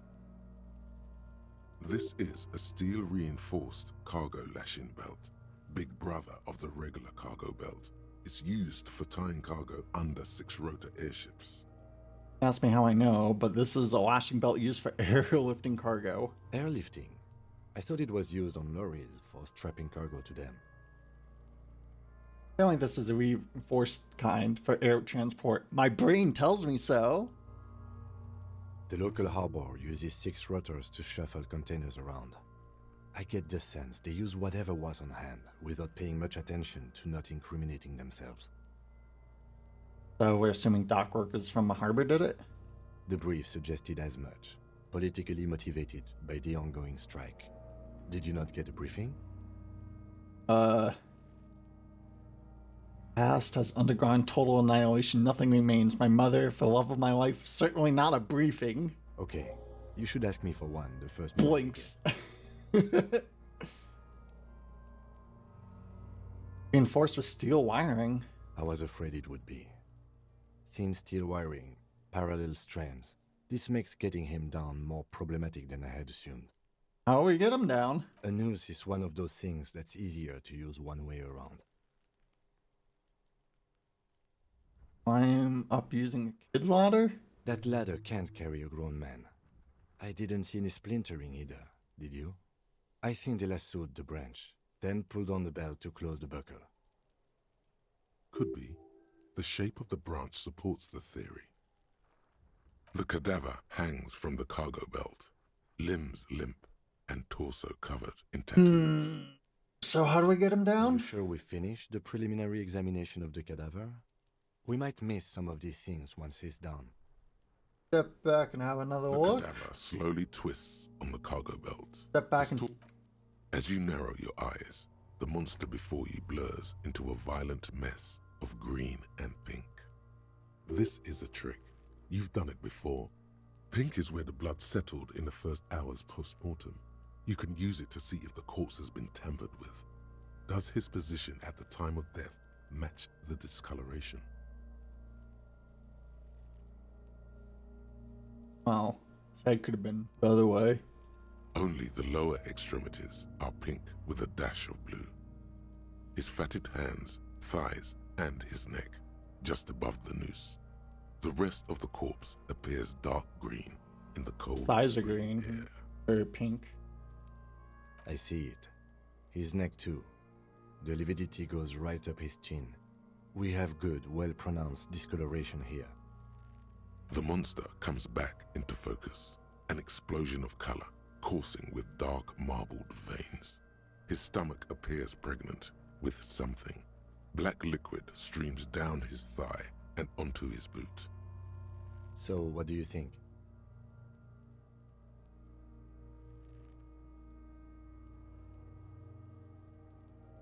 Up. I do. Most of them are post-mortem. Maybe even all of them. The delinquents have made our jobs harder with their little sport. Damn it, Kuno. Stop talking in riddles, coin slot. Stop doing drugs, kid. He means you fucked him up good, Kuno. Fucked him up brutal like. I think he was upright after death. His hands were... Yeah. Agreed. Especially on the neck. The belt acted like a tourniquet, keeping the blood in his head. The hypostasis supports her hanging. Seems like a lynching. Everything here seems to corroborate that assumption. But we should still get him down before assigning a probable cause of death. I think he's dead. I agree. His personality is no longer a part of the world. Totally dead.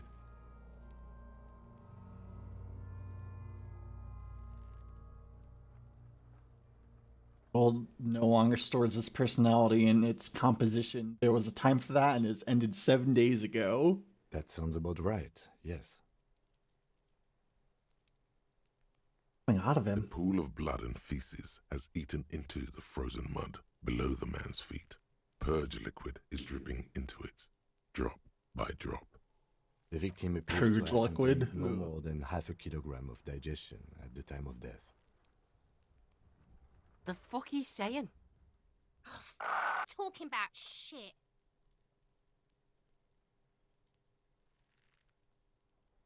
Goddamn right. Maybe he went to vote before death? Maybe. But there is no breath to catch. Only the cadaver filling the air and your nostrils. Yeah, let's get him down. The steel-reinforced belt presents a unique challenge. I brought chain cutters, but I don't see a good angle of approach to the belt. Wait, did we level up or?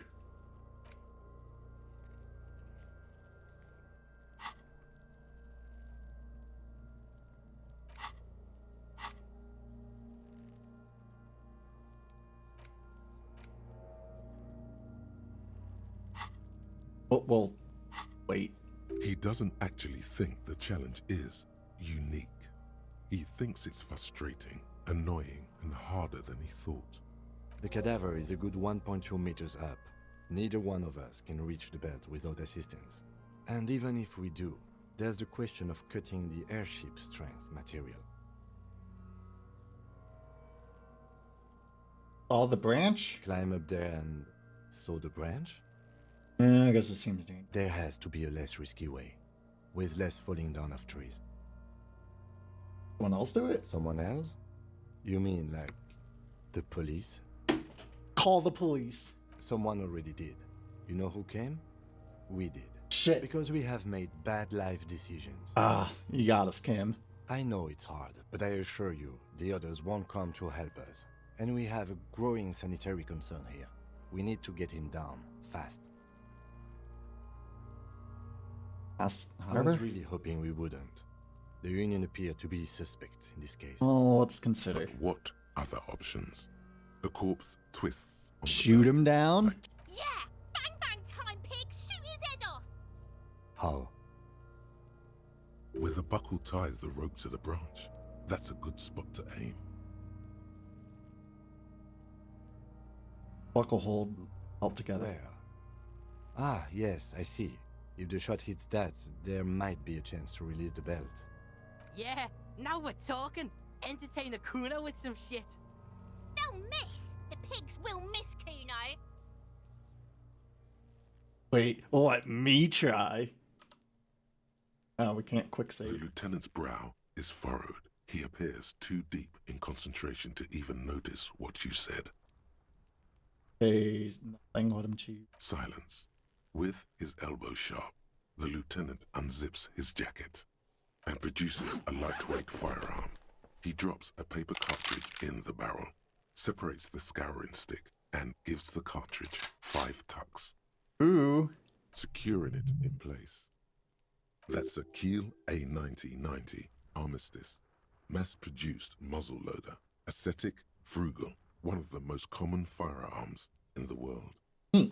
He then steps back and assumes the fellow's stess position, taking aim. The corner of his eye twitches. His finger is on the trigger. He's gonna fucking miss! The kid's voice is drowned in a shrill blast that echoes off the walls of the surrounding tenements. A cloud of smoke slowly parts in the air as the lieutenant steps back and says to himself, God damn it. Fucking idiot! Mookabat asshole! Kuno could have hit it easy, but then Kuno's not fucking handicapped, is he? Kuno's sorry too. Kuno feels sorry for the Beano Cloud.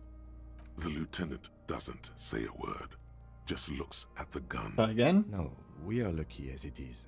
We didn't break anything, and the victim remains uncompromised.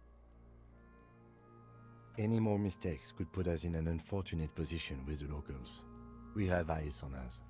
I didn't do us any favors with that. I have to say, it's beginning to look unlikely we can get him down without assistance. I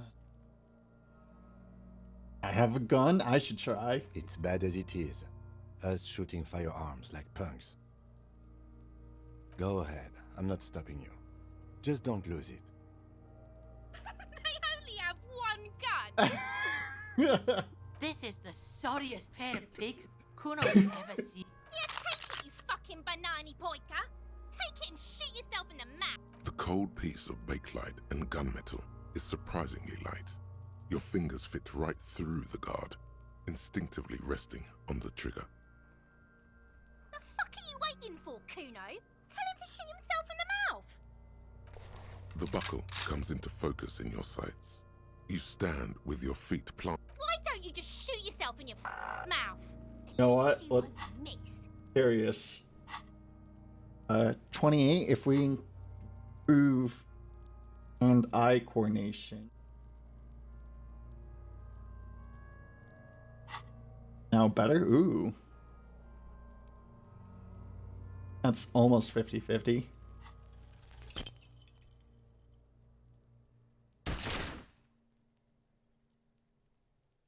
A plume of smoke erupts from the barrel.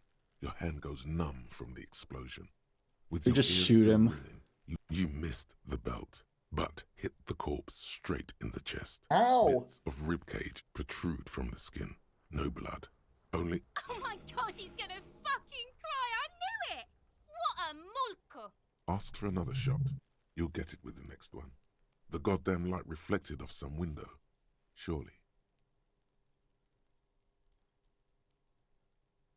Try. The cadaver is already compromised bad enough.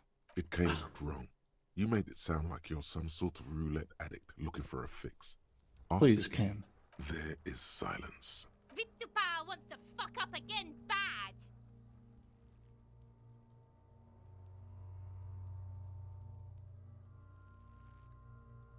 What's wrong with The your weapon? armistice is sufficiently precise, officer, especially at close range. It's not the gun's fault you can't shoot. It's your pig hands. Pigs don't have hands. They have like... Fuck. Kuno has hands. Kuno can shoot that shit down for you.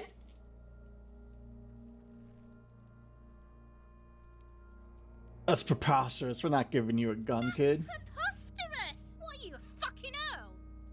We still need to get him down somehow. How? The bad way. The way I didn't want us to.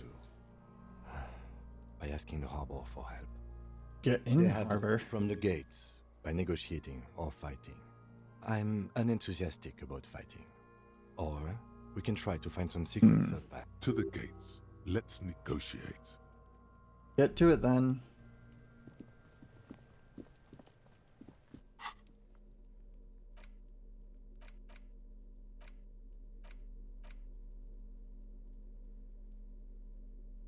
Act button? What's for interact button? Oh.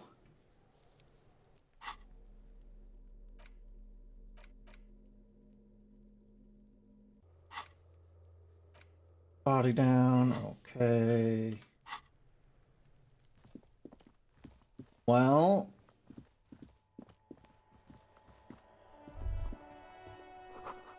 Bottles inside. Oh, we need a bag. This Post Lavantorie mail collection box has been heavily vandalized with graffito. A closer inspection reveals 2 bullet holes in the front. Good mail delivery box.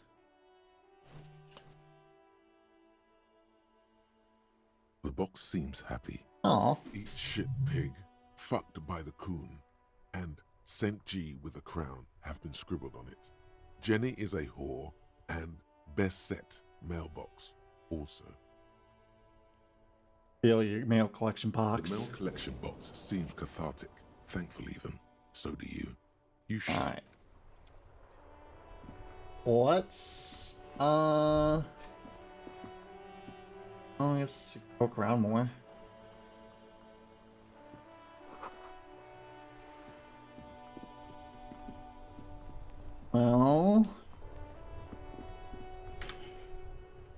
How about we save, and then we're gonna go take a quick break to go to the bathroom and such. Or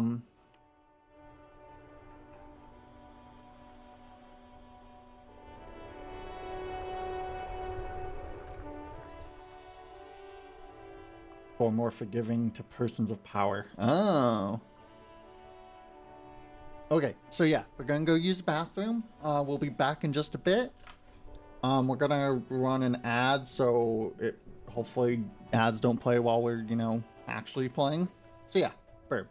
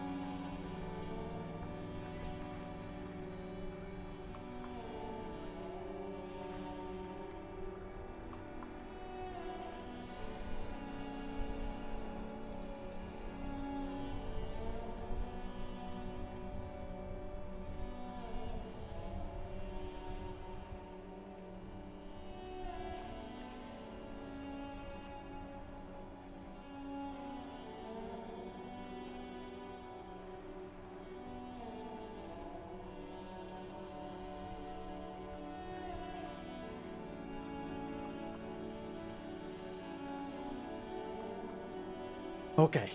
Ugh.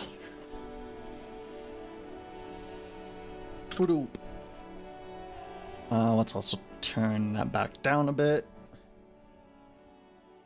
Okay. Well.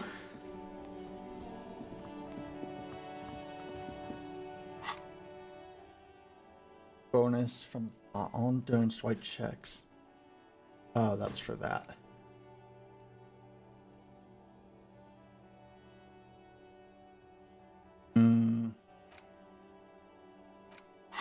We'll hold on to it for that.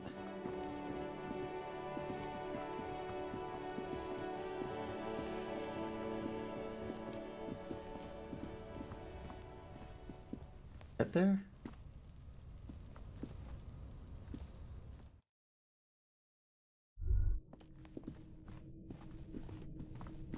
A weird path to take.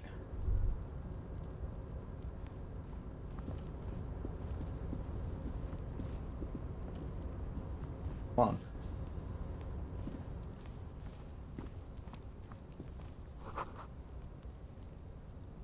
There.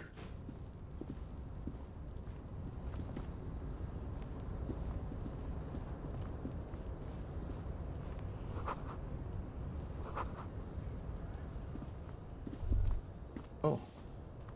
This postcard. What if we just sell Kim's gun?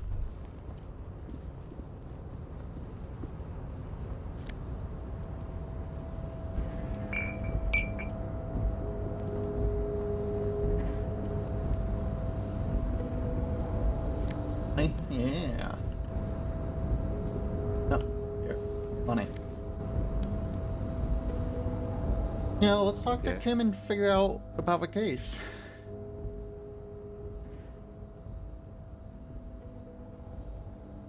What do you want to know? Literally anything. Ah, yes. The case brief you missed. Now I remember. Brief, yes. That sounds good. 3 days ago, the RCM Emergencies Desk received a report about a security guard who was found hanged in Martinez. An anonymous caller said there was a dead body behind the Whirling in Rags hostel cafeteria. The cadaver had been there for 4 days. No one had come to investigate. During that time, the victim had been stripped of his belongings. The caller did not identify him, but used the word lynching. There is an ongoing labor dispute between the local dock workers and the logistics company Wild Pines. I was told we should approach the death as part of this dispute.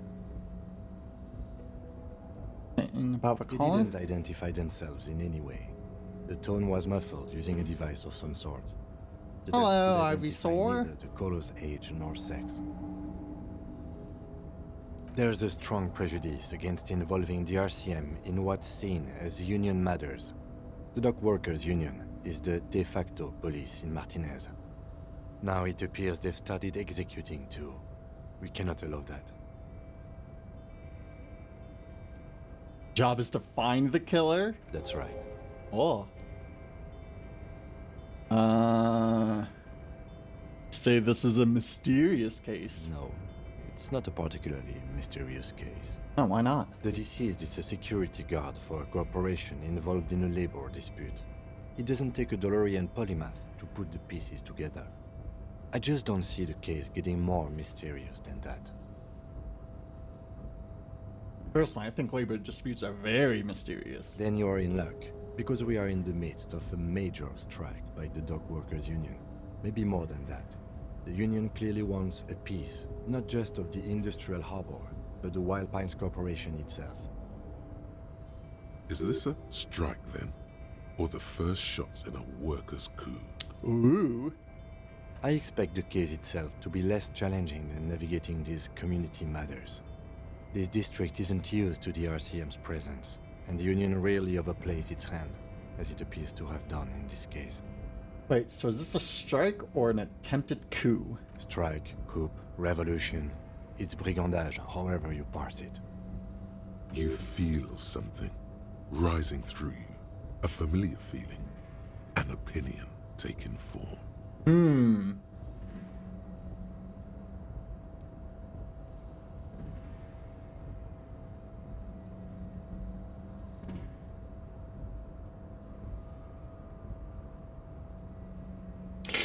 That sounds really sarcastic. I'm really, really smart.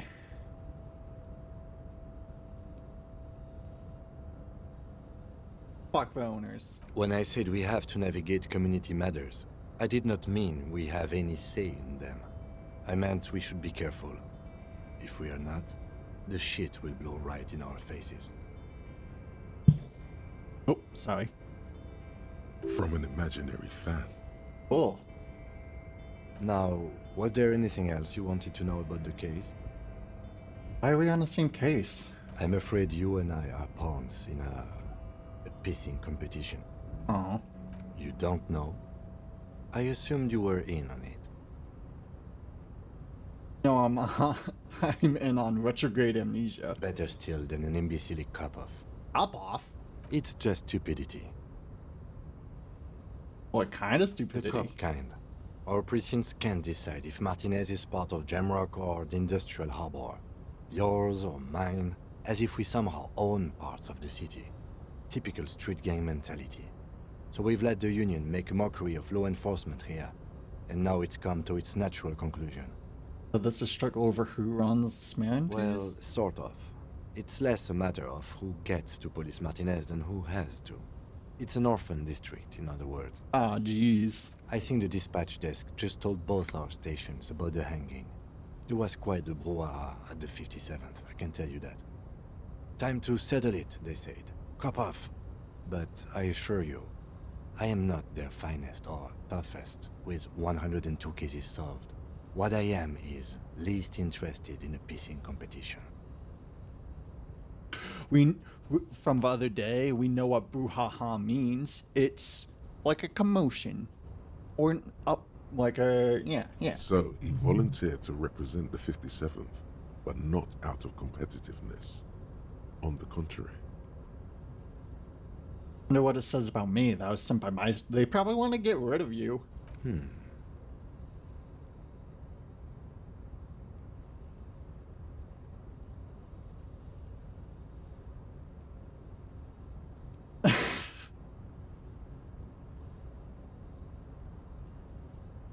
Must be an augury, an apocalyptic omen sent by my people. Can you guess my message? No.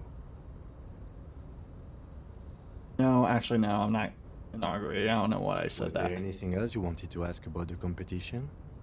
If not, we should move. What's special about this place? Martinez. Nothing. It's just a puddle at the end of some drain pipe. That's why it's no an orphan. one cares about this place. They care about sports. Most of our colleagues don't even know how to get here. North of the interchange doesn't exist. Volunteer to spoil it? Yes. I am an unrepentant spoil sport. Yes, it's a wholly pointless matter. Forget I ever mentioned it. Yeah. Bye. Because you're the best qualified? No, that doesn't seem right. Brain, I'm good for nothing. You look dumb if you keep the lieutenant waiting for too long. I'll talk about you. Me? I don't see how my life is pertinent to the investigation. We need to build up some rapport. That's a fair point. All right, for the good of the investigation, what do you want to know? You don't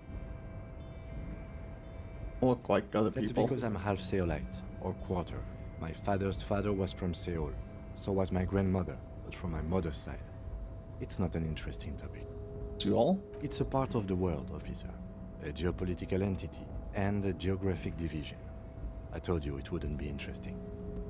Seoul is a protectionist, isolationist, pan-Isolari state west of the Insulindian Isola. Actually, it's quite interesting. Some would even say mysterious. Only making it sound uninteresting. Still want to know more. You're barking up the wrong tree. I don't speak a word of Seolite. I've never met either one of my grandparents, and I've never been to Seoul. I'm a regular Revacholier. A point of pride to him. Good talk with yourself. What do you mean? You know, when you're thinking, do you ever have little conversations with, like, your brain? I have no idea what you're talking about. The lieutenant's conceptualization skills must be rather rudimentary. The lieutenant is a police officer of the old school. His concerns are material and extrinsic. But this isn't an old school case.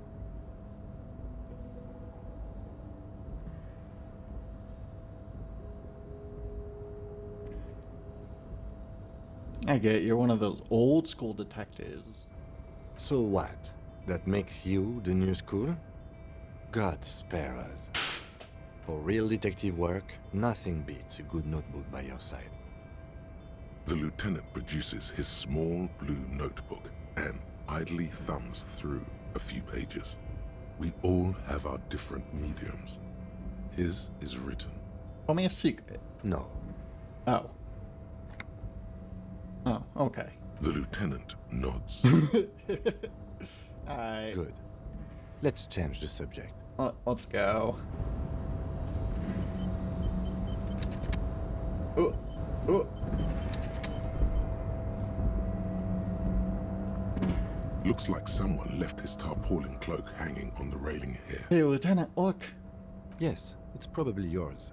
It bears the RCM. How the fuck did you get up there? You have a habit of being careless with your equipment. You could probably make the jump. You look like you've done some track and field in your day.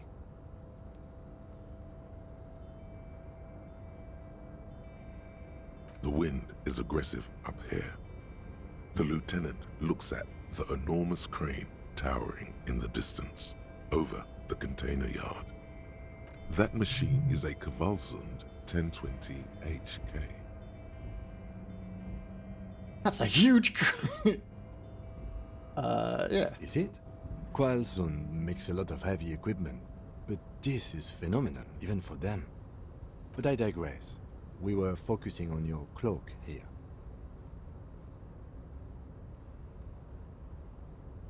The cloak? I do think it's yours, yes. As to whether you should go for it? Well, it doesn't seem too dangerous. 2 meter stops. Whenever... The cloak looks like a bag of goodies floating in the wind. Who knows what its pockets may hide? Let's try it.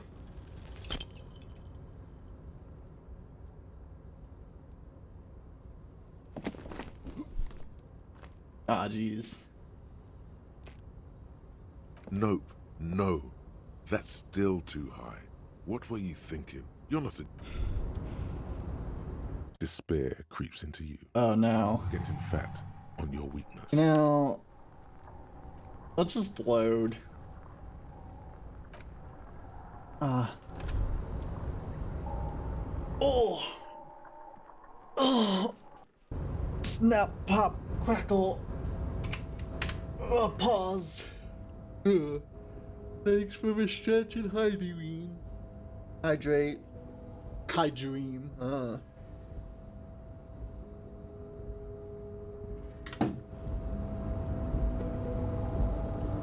let's just look at it and talk about things. Looks like someone left his... Yes, you could probably make the jump.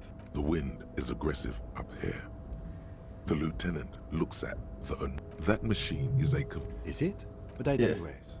We were focusing on your cloak here.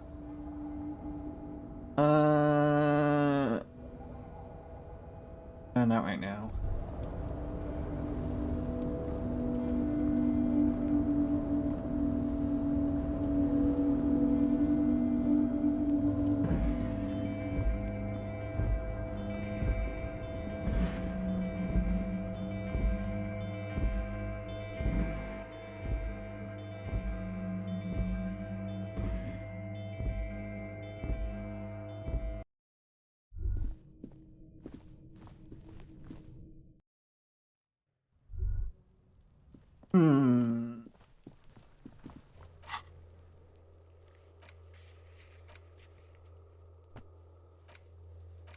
Oh, open trash container, sure.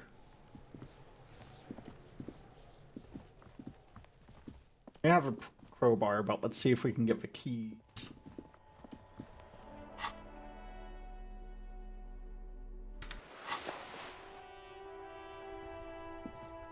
Maybe we should have taken off those big burly gloves before trying to shoot the gun.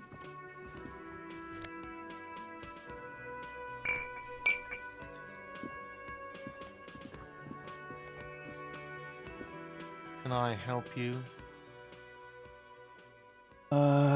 Trash container? Mine? No, it belongs to the Whirling in Rags. Thank you for clearing that up. Why do you keep the container locked? Why?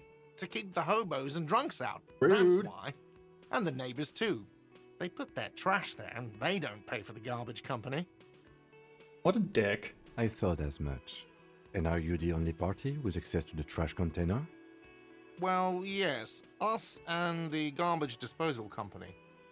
It seems a little callous, doesn't it? Something stirs in you. What is this feeling? Prod at him and find out. What if I told you I am a hobo or soon to be one rummaging through your trash? Will you keep me out too? Yes. Oh. Also had I. No. He stares at you, beady-eyed. Need those keys. What do you need them for? Investigating? It concerns the case. Please cooperate. Just bring them back once you're done, please. By the way. Absolutely out. Absolutely in the question. First we find your body is ready, sire. You. Well, let's poke out here. Oh. Closed for winter. Never mind. Oh yeah, that opens that one. Jeez, how are we gonna get $130 by the end of the day? That seems rough.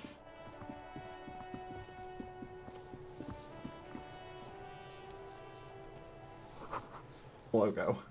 Oh, do we have to This trash container is locked. The sliding lid has a padlock that says "Whirling in Rags." Not equipped. Oh. Wait, could we? Oh, we'll just use With a well-oiled crack, the lock pops open. Don't.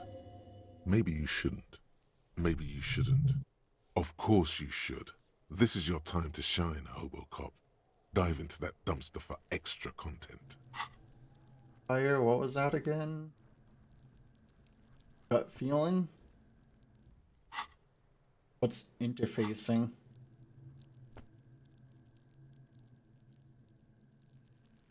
Master machines, pick locks and pockets. Ah. Just have a premonition that there's something in there? There is, but you won't like it. Sweat forms on your brow. Let's do it.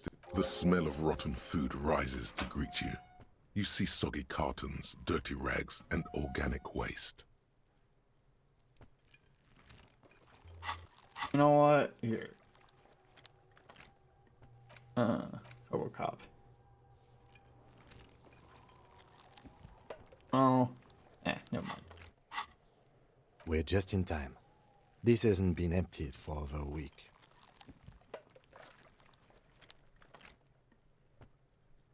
Vendor box. You see milk and egg rest with one broken egg in it. Some pasta wrapper. Picking up the soggy packages somehow feels familiar. A box falls into pieces in your hands. Batiste Soleil cereal. There are plastic pasta packages below. And turbo noodles. Nothing of note. Among the threadbare kitchen towels, something catches your eye. A pair of denim. As the legs of the slime-covered jeans begin to unspool from the garbage, a rank corpse smell fills the air. Oh. The victim's clothes? Cadaverine odor is faint. If these belong to the deceased, they were removed when he was still in the early stages of decay. Drop them in here, officer. Guitar marked blue jeans. Pockets empty or empty. He wore them with a belt, too, a white belt. The loops appear stretched, but the belt is missing. That's it. Do you see anything else in there? Something slimy catches your eye. A drab, long-sleeved shirt, olive-colored, appears from the food waste, dripping with pus. This is a military-type overgarment. No label or serial number. This is the kind of rib-knit shirt that's worn over light armor to conceal it in an urban scenario. Anything more? The rest of the rags are just kitchen variety waste. Just garbage. I think so. All right. We should go to Gart again and ask if he knows who put the clothes in the trash. It could be as simple as someone from the hostel cleaning the yard. Or that one. I'd advise against confronting that force. The lieutenant nods, then looks back into the trash container. Let's just... The container sounds a muffled gong. That's one thing off the list. Can we lock The it, trash though? containers. Oh. No.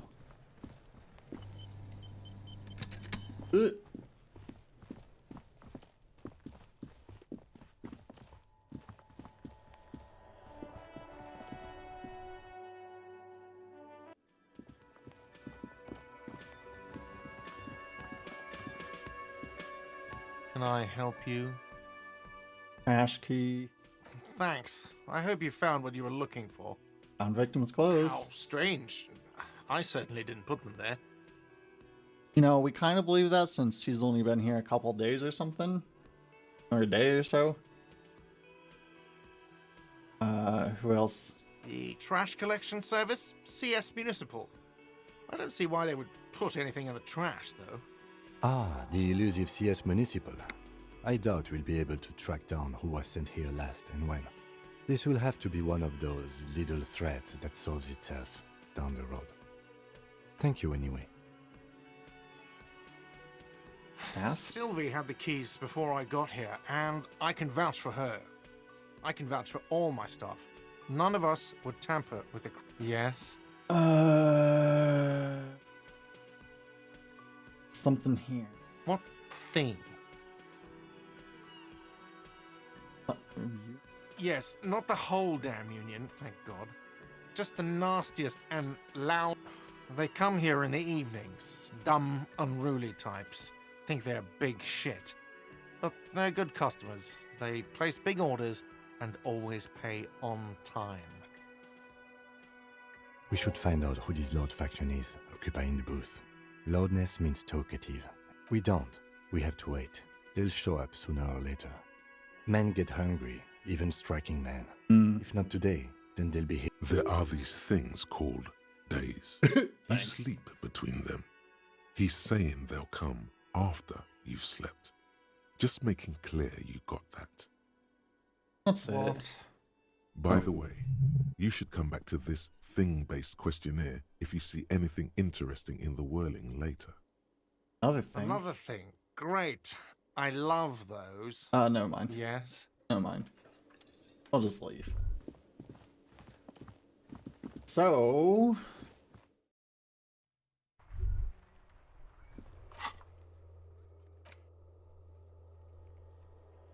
Oh, wasn't there... Yeah. One of a serial number.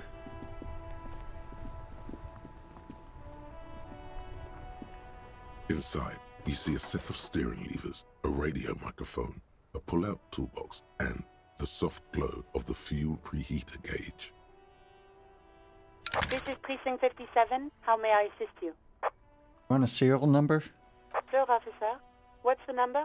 And the make of the armor, if you know it. All that. Got it. I'll contact the ICP database immediately.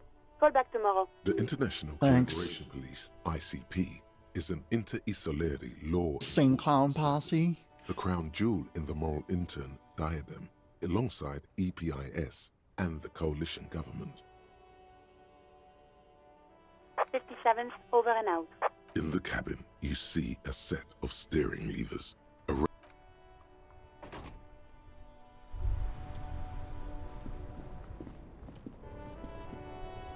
Hello.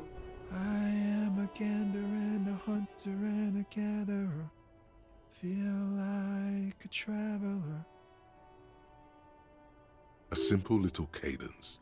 He seems to be making it up as he goes. From another planet. Hey there. What's going on? Jam, my man. What's for jam? It's a traffic jam for the ages. Harbor gates up the street are shut tight. No explanation given. Workers on strike, scabs agitating, an all-around clusterfuck. Fucking scabs. Meanwhile, we're all stuck here in long-haul limbo for days upon days upon days. Upon days. Been here. Feels like forever.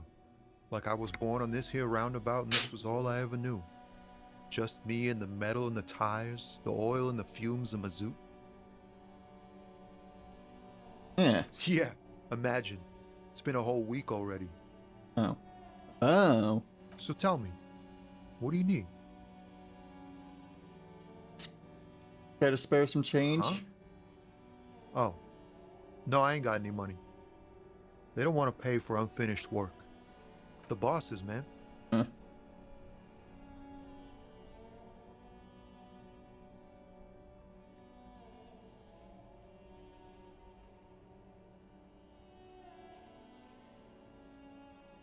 Yeah, it sure ain't good for me. Or you. I'd spare a coin or two for a city cop down in his luck. If I had, say, 4 myself. Yeah, what about the dead man? He ain't one of us drivers. I know that. All accounted for. Otherwise, I haven't really asked about that. Been wasting time right here. Keep him busy. Oh, you keep him busy? Well, guess It's easy to see he's telling the truth. He's kept his nose out of the dark stuff. Alright. The man taps his fingers rhythmically What are you against it. hauling? Oh, high-grade narcotics, illegal firearms, stuff like that. Ooh. Relax. He's merely joking. Wicked. Ha! No, I'm joking, my man. Found runs a nice, clean business. This haul of cargo is mostly sporting goods. You know, tracksuits and that kind of thing. Anything worth selling? They usually get shipped to Grodd in the Occident. Though we've been making headway in the Il Moran market lately. A good tracksuit? We're pals and all, but I can't just freely hand out the merchandise. The bosses won't pay. Fair. So Not nothing? unless they've illegalized sports equipment while I was on the road. This rockin' beauty. Sure is. Like a rash you can't get rid of. You interested in heavy-duty cargo machinery? A motor lorry, also called a camion, on Caillou and neighboring islands. This one looks roughed up enough to be some sort of found rust bucket. Maybe the A6? Good eye, my man. Yup, she's an old one, but reliable. Me and her spent a long time together. The man taps his fingers rhythmically. Tell me anything against about it. the strike? It's like whatever's going on over at the docks. Workers got a blockade set up, making demands. No way in or out. Some pretty wild stuff, I hear. Like a giant new power crane in half the company? I forget what exactly. But What they are they already against? got the big new crane. I've heard talk there's a company rep in town, too. Like A strike negotiator type. They'd know what's up. Precise demands and so on. Ah, yes, from the Wild Pines. We'll meet her soon enough, I'm sure. Anything else? Yeah, this ain't really my area of expertise. I just do my job and get paid. I have things to do and places to be. All of us do. So it means all the truckers. Us lorry drivers. Yeah. Camionneurs. You still hang around here waiting for this mess to end. Most have scurried off somewhere to get drunk or high. Or laid. Not that I blame them, really. Not my thing. Chasing transient pleasures is a drag these days. I prefer the examined life now. Thinking, reflecting, observing. Cool. He tries his best to look nonchalant, but there's a rigidity in him, as if trying to conceal something warm and deep beneath a cool exterior. What do we see? Ease into it. Don't go too far. This seems like a personal matter. Hey, Tommy, spill the beans. What's troubling you? Man, nothing's troubling me. Just the usual Lorman tropes and hopes. The road and the rhymes. This jam ain't helping either. That all the beans you got, Tommy? Fair. It really is hard. Don't be a stranger.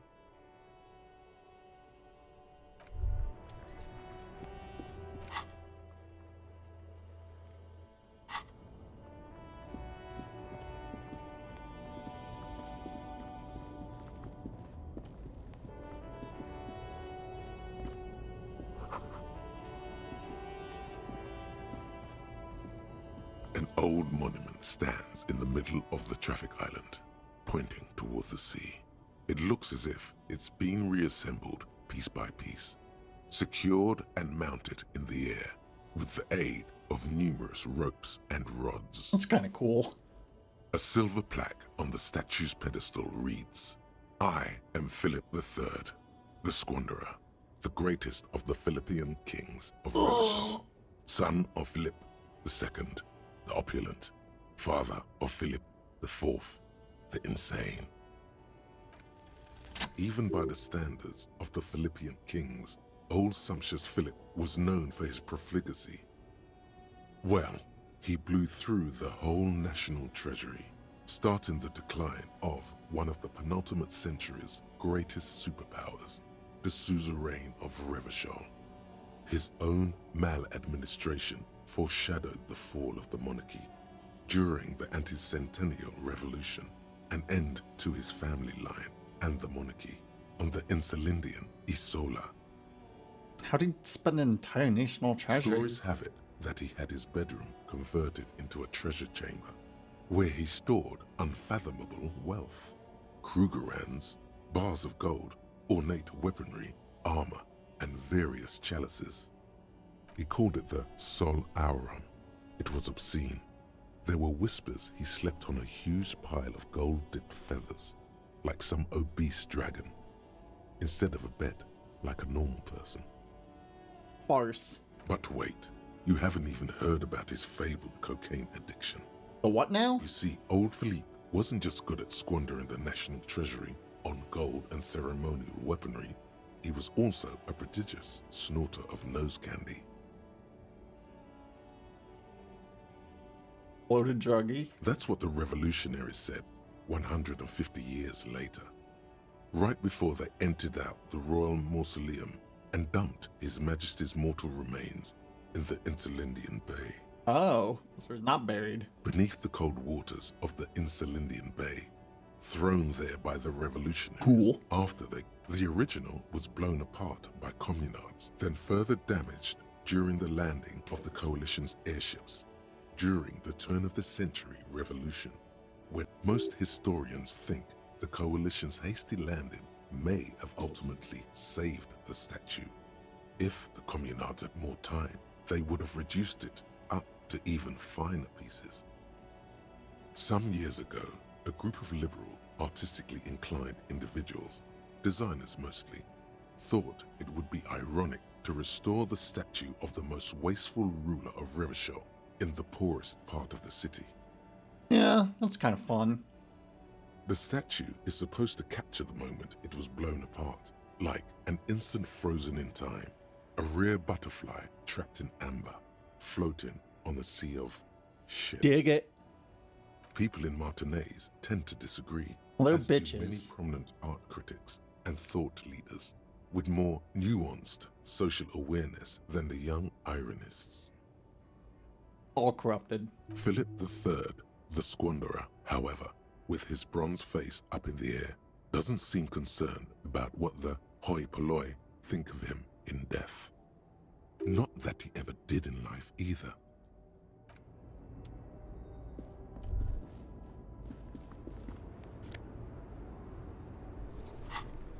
That.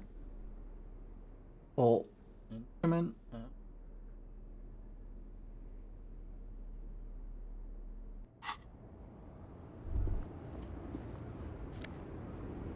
Gas money.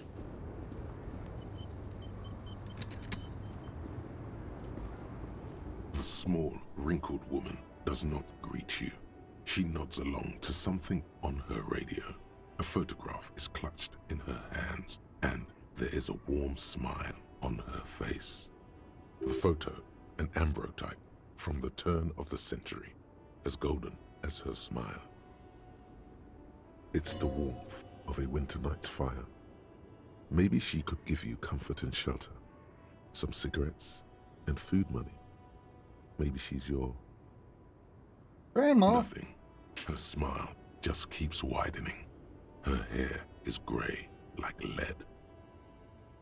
Is lead gray? Well, guess so, yeah, thinking about it. Excuse me, ma'am. No response. Wherever this woman is, your words fail to reach her. Snap. Wait. She's just a distracted old woman. Better to leave her alone. Say so. But we want to cash money from her. For drugs and groceries. Or whatever.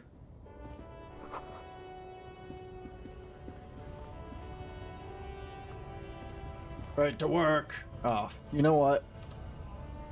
Fuck right to work states. So, if nobody knows, you know, going on a tangent, but you know, fuck it. Fuck it. It's relevant, kind of, not really. Oh, when picking dialogue options, cool. Right to work means that, well, so why it's part of how it's spun as like a positive thing is that you have a right to work and a right to like quit. It basically is like, it means you can, yeah, you can just quit the job or whatever, although assuming other states can do it anyways. But the real thing is that companies can just fire you for literally no reason. They do not have to give you a reason to fire you or any warning or anything. They can just be like, bye. Not fucked up. Fuck capitalism.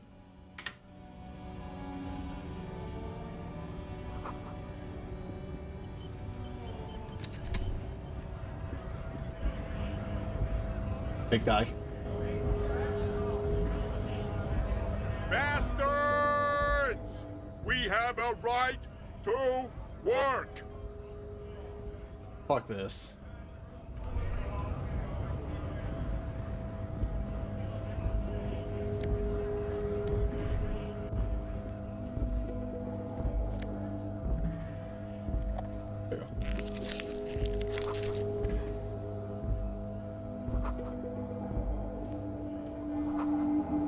Riddles. Oh, that's for apothecary, right? Yeah.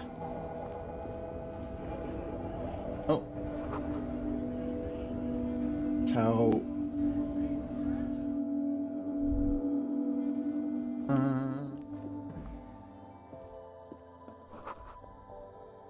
Ooh.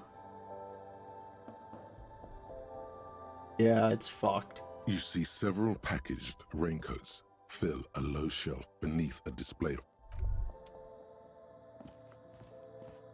The tear machine stands in the corner. A sign says, 1 bottle equals... Oh. Oh, that's the tear machine. Yes, but what is it? It's a machine for tear. You know, you find tear outside, like bottles or whatever, and put it in the machine, then it gives you money. Ooh. You need a bag, I guess. We used to have some, but We gave them all out, so Don't have bags? feel free to use it if you find a bag, though. I'm sure there are some out there. A small cabinet on the wall is filled with various medicine bottles, nasal sprays, and blister packs. Their logo is the bloodless rose, pure white, untouched by harm. Just ask me if you need anything from St. Baptiste. We don't stock prescription meds, but we do have Nosafed, Dramamine, magnesium. You know what? We're done in here.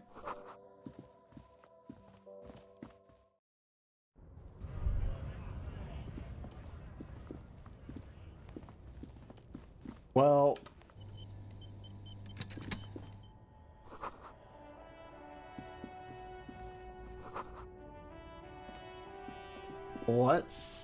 it's after 13, so let's go in here and see. The kitchen should be open. Aha!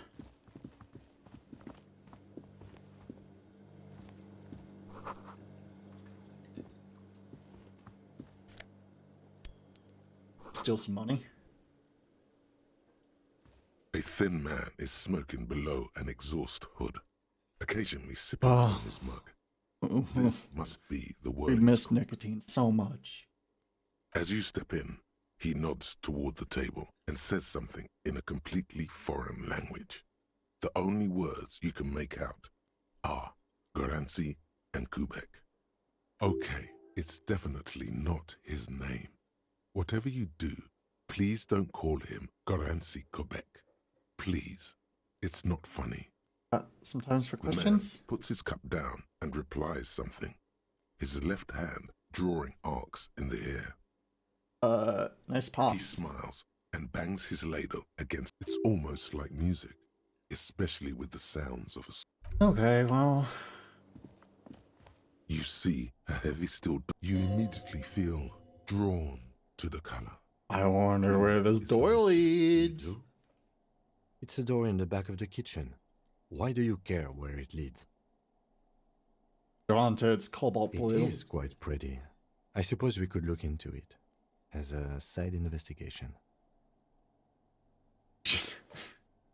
Mini side Garth is the investigation. person to ask about this. The cafeteria manager. The Touch the cobalt door. blue surface feels rough to touch.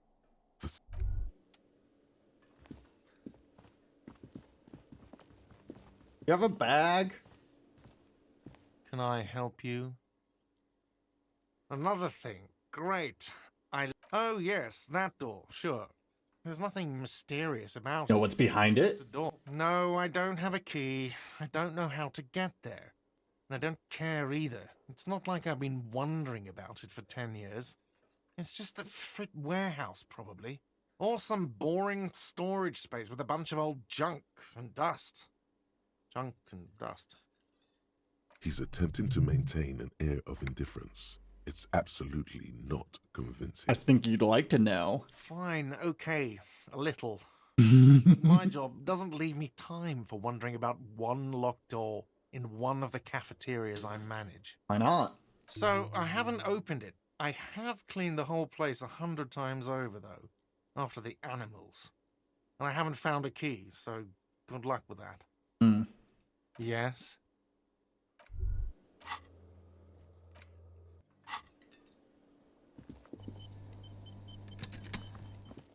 So what you're saying is we're You allowed to see break ahead, in. The door does not.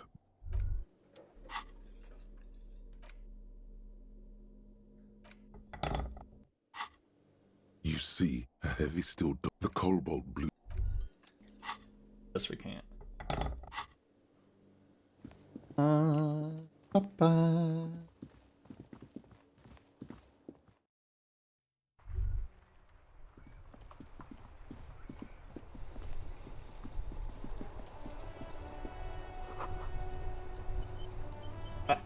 Autosave. You girl on the street, do you have bags? Or boy? Hello, sir. Step right in. The store is open. Girl. Hi. Are you interested in a new and exciting book? Okay, if I ask sir. questions? I'll try to answer any questions you have. I hope they're about books. What a My name nerd. is Annette, sir. My mum, her name is Plaisance. She owns the store. She's inside minding the register or organising the stock. Feel free to step in and browse our wares. Are you out here in a I'm cold? signalling that the store is open. Otherwise, people might not know. They'd miss out on the crime, romance, and biographies of famous people. Could help by brutally dismantling the free market. Thank you, sir. I'm glad to help Mum out with the store.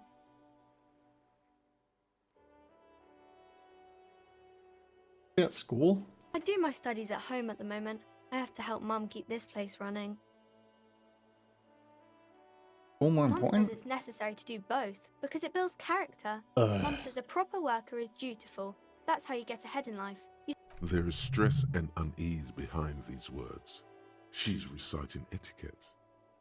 Mum says it's peachy. She was a little afraid at first. There's talk about this house being cursed. Ooh. Behind her, the window has been boarded up. Exciting. You sense the boards creaking. Oh, just got a twisting for a shiver. second, and some kind of doubt in her tense shoulders. Cursed? Cursed in the way that makes them say that no business has ever really thrived here, sir. That they all go... Ass up? I wouldn't really say it like that, but I guess so. Should look into this. We can go into the bookstore and ask about the case. Yes. Please do also look at our wares inside. The postcards and board games are there, sir. How does curse It does manifest? not manifest itself in any way. Shut up, It does Kim. not exist. I liked it better when we were talking about whether it's appropriate to stand out in the freezing weather. Fine. Anything else you wanted to talk about, sir? Maybe I can tell you about some of our books instead. No. That's fine. Mom have a bag?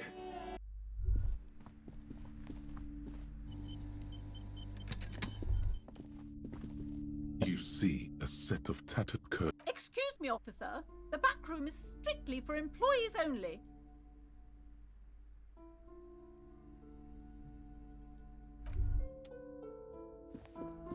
Let us in. Welcome to Crime, Romance, and Biographies of Famous People. My name is Plaisance. Be welcome, and please take responsibility for the energy you bring into this space. Yeah, money? Sir, don't be ridiculous. I certainly will not give you money. I would be doing you a grave psychic disfavor. One has to earn one's success, even if one is a police officer. Handouts are nothing but manipulation. All they do is make you... Certainly there are good things to be said about dependence.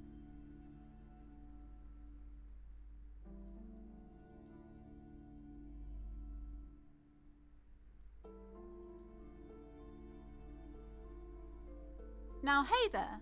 Sounds like someone isn't taking responsibility for the energy they... Fighting enemy. My philosophy is everyone just getting along. Fucking liberals. I am the proudest owner of our little shop of culture. Daughter? Outside? Annette, yes, my daughter. I hope she wasn't slacking off again with her nose in science fiction. Tell me, was she at her post doing her job? Yeah. Wonderful. Did you talk to her? Yeah. Great. On a scale of 1 to 10, how compelled were you to buy books after talking with her? Not gonna grade a Come human. now. It's not personal. It's about proper sales practices and market research. Fine, Ives, 10. my precious, her dedication brings joy to my heart. If you have children, I hope they turn out as great as my Annette. Here, dismantle the free market and abolish child labor. You must be kidding. There's nothing like that happening. Depends how much you pay your kid. Good, sir. What does a young child do with money anyway? No, I save it for her, as a fund. She's securing her financial future out there. Such criminal behavior would not happen in more developed countries. Some more developed countries, this sort of thing is 2 felonies, child labor and slave. Those countries will realize they've raised a lazy and spoiled generation. Are we done with the jokes now? Yes, we've had quite enough fun here. The woman before you scans the... You know what? Hey. Psst. Who? Me? Yes, you. Word on the street is you're ready to start building communism again. Again? Yes, you're ready to start building communism again. You've built it before. They've built it before. Hasn't really worked out yet. But neither has love. Should we just stop building love, too? Argue with that. So, what about all that communism you've promised to build? Word on the street is you've woken up from 1,000 years of slumber, promising to erect a version of communism many times greater than any attempted before.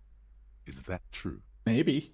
You keep saying things like, down with the bourgeoisie, eat the rich, sodomize the landowners, impale all people who have more than 25 real in their pocket, literally murder all human beings regardless of their political Okay, beliefs. that last one might be a bit kind extreme. of stuff. May have said some mildly left-wing things. Oh yes, the mask of ambivalence. Don't deny it. You're about to rip it off and reveal the monstrous seven-eyed lamb of global communism that would devour and masticate mankind. Ah, terrific. Everyone can see that. So tell me, do you have any questions before we fire up the big communism builder? Or do we get right down to it? Get building. Yeah. Get the firing squads and the animal wagons ready. Roll up your sleeves further, breathe in. Alright, let's internalize that. Also, we're gonna quick save and we're just gonna bust into here. Fuck that lady. You see a tattered set of curtains. Just as you're about to pull apart the curtains, the petrified... Sir, don't touch that. I told you it's off limits for the customers. Parapsychologically speaking, we're done if you decide to open them. I won't be held responsible. She looks away, mumbling. Why is everyone always messing with the curtains? Why can't they just buy books like normal people? This is about the curse, isn't it? You're afraid. It's just a storeroom for the employees, I told you. Now please step away from the curtain. We're a police officer? Why? It's not like anyone was killed there. I am sorry, I don't mean to be so impolite. Just please don't go there. I don't care. No! Please. Talking is always good. There is something mysterious about the... You see a tattered set of curtains and a polyhedron-shaped cage-like trinket. Rip them apart. You see a dimly lit room We might full want of dusty furniture and... I warned you, you're unleashing force.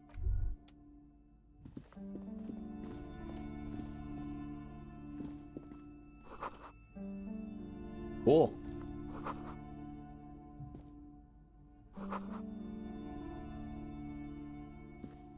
A heavy door with a missing handle stands before you, covered in dozens, if not hundreds, of little oddly shaped trinkets, and only an echo. You know what? Fuck it. We have healing. A heavy door with a missing handle stands before you, covered in dozens, if not hundreds, of little oddly shaped trinkets and skulls. Ow. Shoot. Whose moronic idea was it to just run through the door? Don't you know that things like that hurt? Are you alright? This looked pretty intense and painful, I must admit. What is going on there? Are you really trying to break down the back door? Yeah. I warn you, don't tempt the spirits, officer. Don't tempt the spirits, or you'll damage the holy wards on the Take off all the wards. It barely looks like you've done any damage to the door, however. Like how upset she was about all this, but then like just kind of let us do it anyways.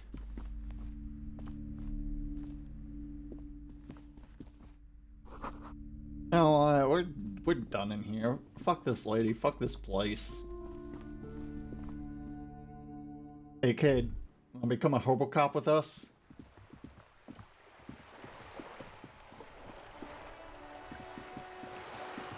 Buy a bag.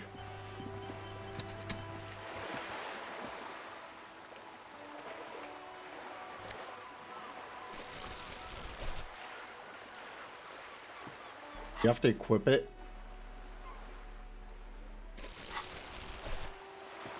Wait, yeah, let's see if we need to equip it or not.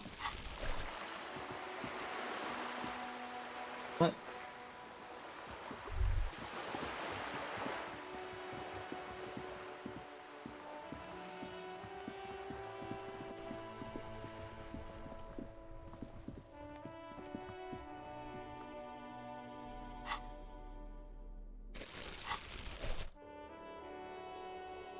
So yes, we do bag equipped.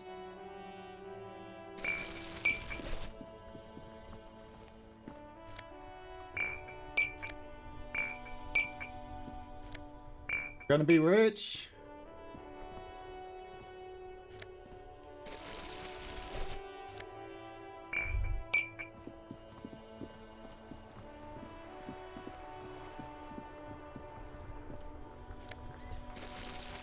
Bag, like, do we have to worry about it getting filled up, or can we just, like, is it an infinite bag?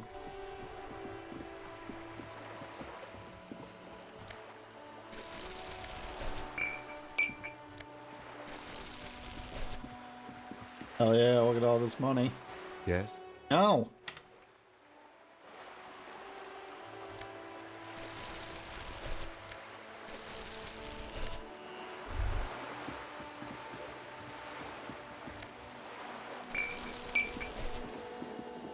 Sure.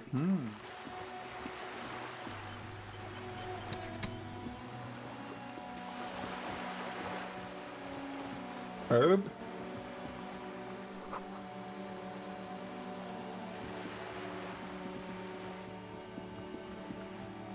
Over here.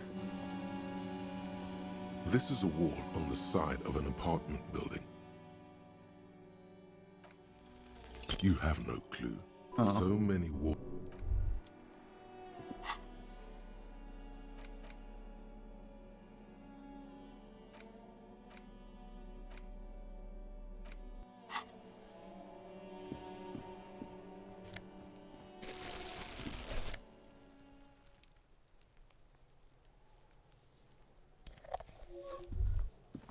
Hello, child.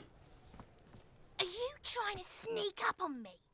Come to slit my throat in my sleep? Yes. Logic error. She is not sleeping right now. Pig's come to take me out. Trying to snuff me out. You sleeping? Don't get fucking clever with me, pig. You think you're so clever. Hello.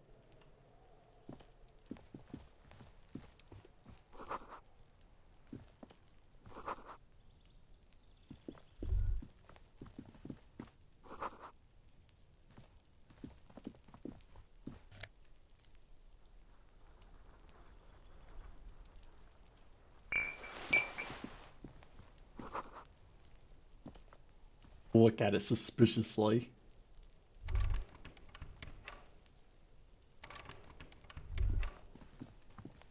Austin, bad.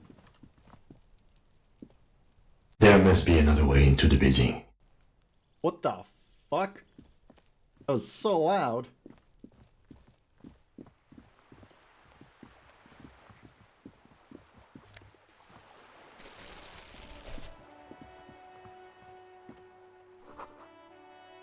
Like we pair neat.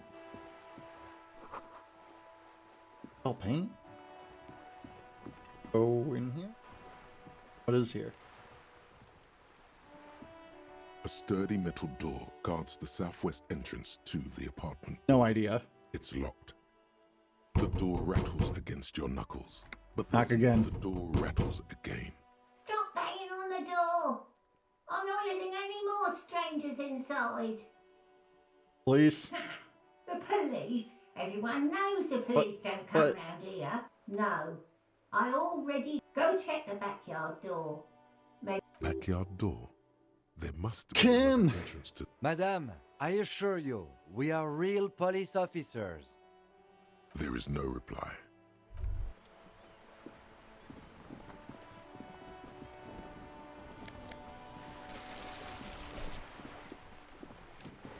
Like we're picking up a lot of cash. Can't wait to go turn in all of these You have 666.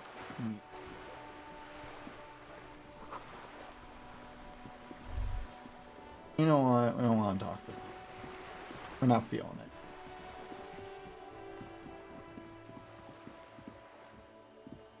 Oh, can we talk to her from here? The streets will flow red once more. A great torrent rushing down Rue de Esperance. You wait and see. The streets will not flow red with anything. Who are you? I'm Cindy the fucking Skull. What else do you want to know?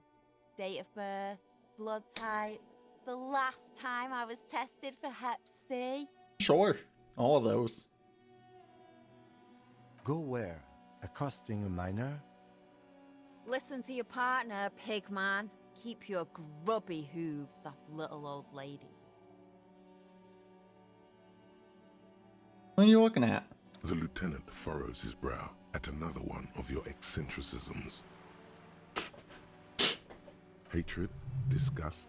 It's difficult to tell which of the two is more present in her girlish features.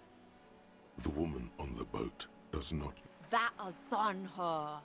Someone's got to keep an eye on her. Ozon is an archipelago 2 days' travel away from Rivershore. Its moneyed residents, used to posh restaurants and upscale boutiques, rarely have reason to visit Martinez. Probably the Wild Pines rep. We should talk to her. She's a professional negotiator, though. I have the feeling she will be very cooperative while telling us nothing. Okay, You should take the fine. lead. Ask her unexpected questions, you know? Do your thing. Don't be afraid to get a bit wacky. Throw. Good Bye. idea, piggies. Run along now. Oh, wait. Fuck hush. I ain't no snitch, pigsty. Fair. Go forth and forage in someone else's Actually, there is a shortage of people who talk to us in a normal, calm, informative manner. We weren't put on this earth to make your life pleasant, fucko. Watch Fair. your back, This. Those? Oh, right. Orange bum hat. Ah.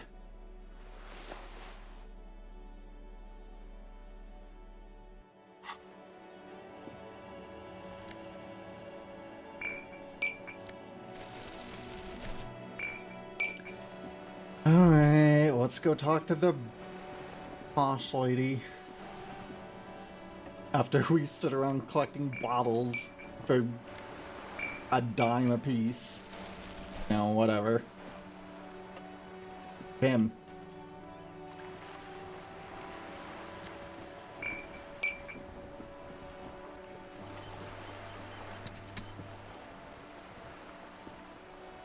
A striking woman leans against the cabin top of her sailing boat, smiling as you approach. Her green raincoat glistens with droplets. A silk scarf is tied around her throat. Good afternoon, officers. I'm Joyce. Joyce L. Messier. I represent the board of Wild Pines, the owners of the harbour. You gentlemen must be from the RCM.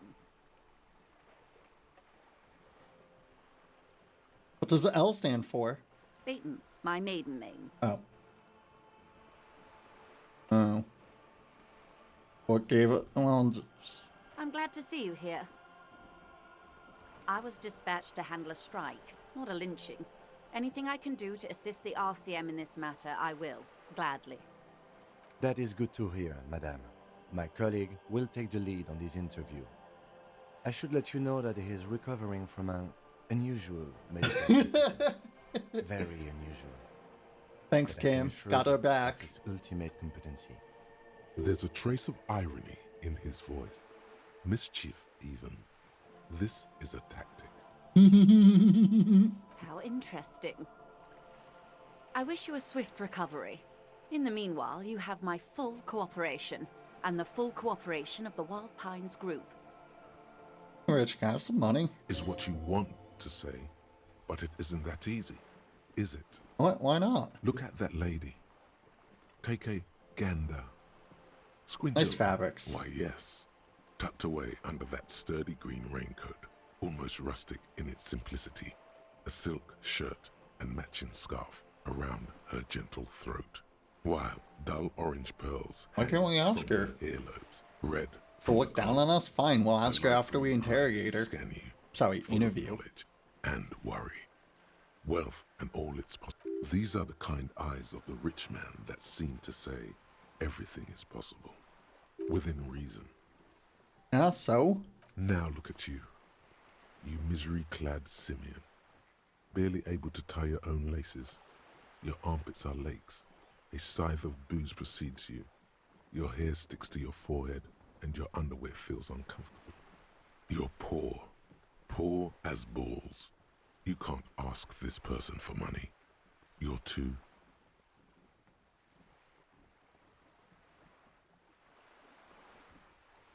Ashamed? Yes. You're too ashamed to ask this person for money. Too scared to belittle yourself in her eyes. As I was saying, if there's You on a any boat? way... Why, yes I am.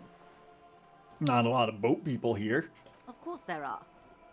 We're on an archipelago. How else are you supposed to get around? Wait, we are? Yes, we are. Huh. We are on Le Caillou. Are we on Revachol? We are. And the city of Revachol is on the island of Le Caillou. Well, I haven't seen other boats around. I haven't seen anyone else drive a souped-up Capri Kenema motor carriage either. Actually, that motor carriage has been specially issued to serve as a patrol and pursuit vehicle. It's for crossing long distances in the greater Revachol industrial harbor. It's not a toy. Neither is this. A toy, I mean. It's a machine for crossing long distances in the Bay of Revachol, between the city and the islands. You need to make this lady admit she's only riding around on this boat. Yeah, I do. Before you do, it will be pertinent to ask other questions. Gather more info on this boat of hers. What's the boat's The boat? name? No, it is called Cordelati 19 because that's the type of sloop it is. Kind of It's a boat. pleasure craft, a 19 pacer. It also happens to be rated for Category 1 racing. Though these days I mainly use it for my sloop. I like it a lot. It's the eel's hips, baby. Don't. I'm enjoying this part of the interview. It has so little to do with the murder we're investigating. Kim! I really do, the lieutenant thinks. Is she thrown off yet? He's looking at the woman, assessing her. Oh, license for this Officer, boat? I assure you. The crowns of her teeth are porcelain, white as the boat's hull as she smiles. Her nonchalance might be related to something called the Wayfarer Act, a law that says she doesn't need a license. Sly fox, you're not aggressive enough to harass her further on this. Let's talk about economics Oh then. my, the E word. You mean to say that it's a symbol of conspicuous consumption?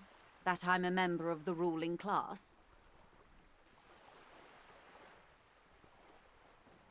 Mundo, class war for time, baby. Detective, may I remind you that Mrs. Messier is a professional negotiator. Then what does that say? Does it say docking reserved for residents of Rue de Saint-Ghislain, 33A? 33A?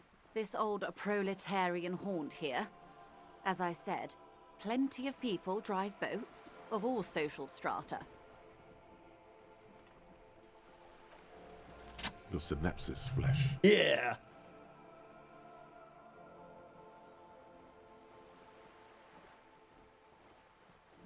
House was built before the revolution. Okay, it is anti-centennial.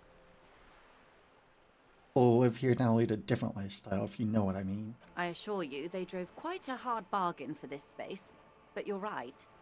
I am a bourgeois woman, and this is my fast, lightweight, interminably bourgeois boat. Gotta have a handle on a boat thing. Well, what about the lynching? Quite a few things, I'm afraid. The information I'm to share with you includes sensitive trade secrets. For the sake of my employer, I have to ask for your names and badge numbers. Of course, ma'am. We should have introduced ourselves. I am Lieutenant Oh Pichura shit. from Precinct Who 57. are we? And this is my colleague from Precinct 41. I'm afraid he doesn't have his badge. How curious. Why is that, Detective? Everyone, yeah. I see. So, are you saying you lost your badge during the course of this episode? In it. Oh dear. Some kind of encephalopathic amnesia. I don't even know how to respond. I do believe you, naive as that may sound. I simply can't imagine what you gain by faking such a condition. As I said, ma'am, his technique may be very unconventional, but he is an officer of the RCM. Yeah. Of course, I sympathize, but I'm afraid I simply can't share anything more until I've seen that. She's a professional negotiator. She should be open to some sort of mutually beneficial arrangement. How about we negotiate? Feelings will guide the way. Damn, I need to know about this lynching. It's very important. I'm solving a I case. assure you, it is no small matter for me either. We all share the responsibility for disarming this situation. I hope you have a badge for me as soon as possible. So much else. I only have this. This is my entire existence. The wind flaps the sail above her. But for example, in a home somewhere, I only have this case. Officer.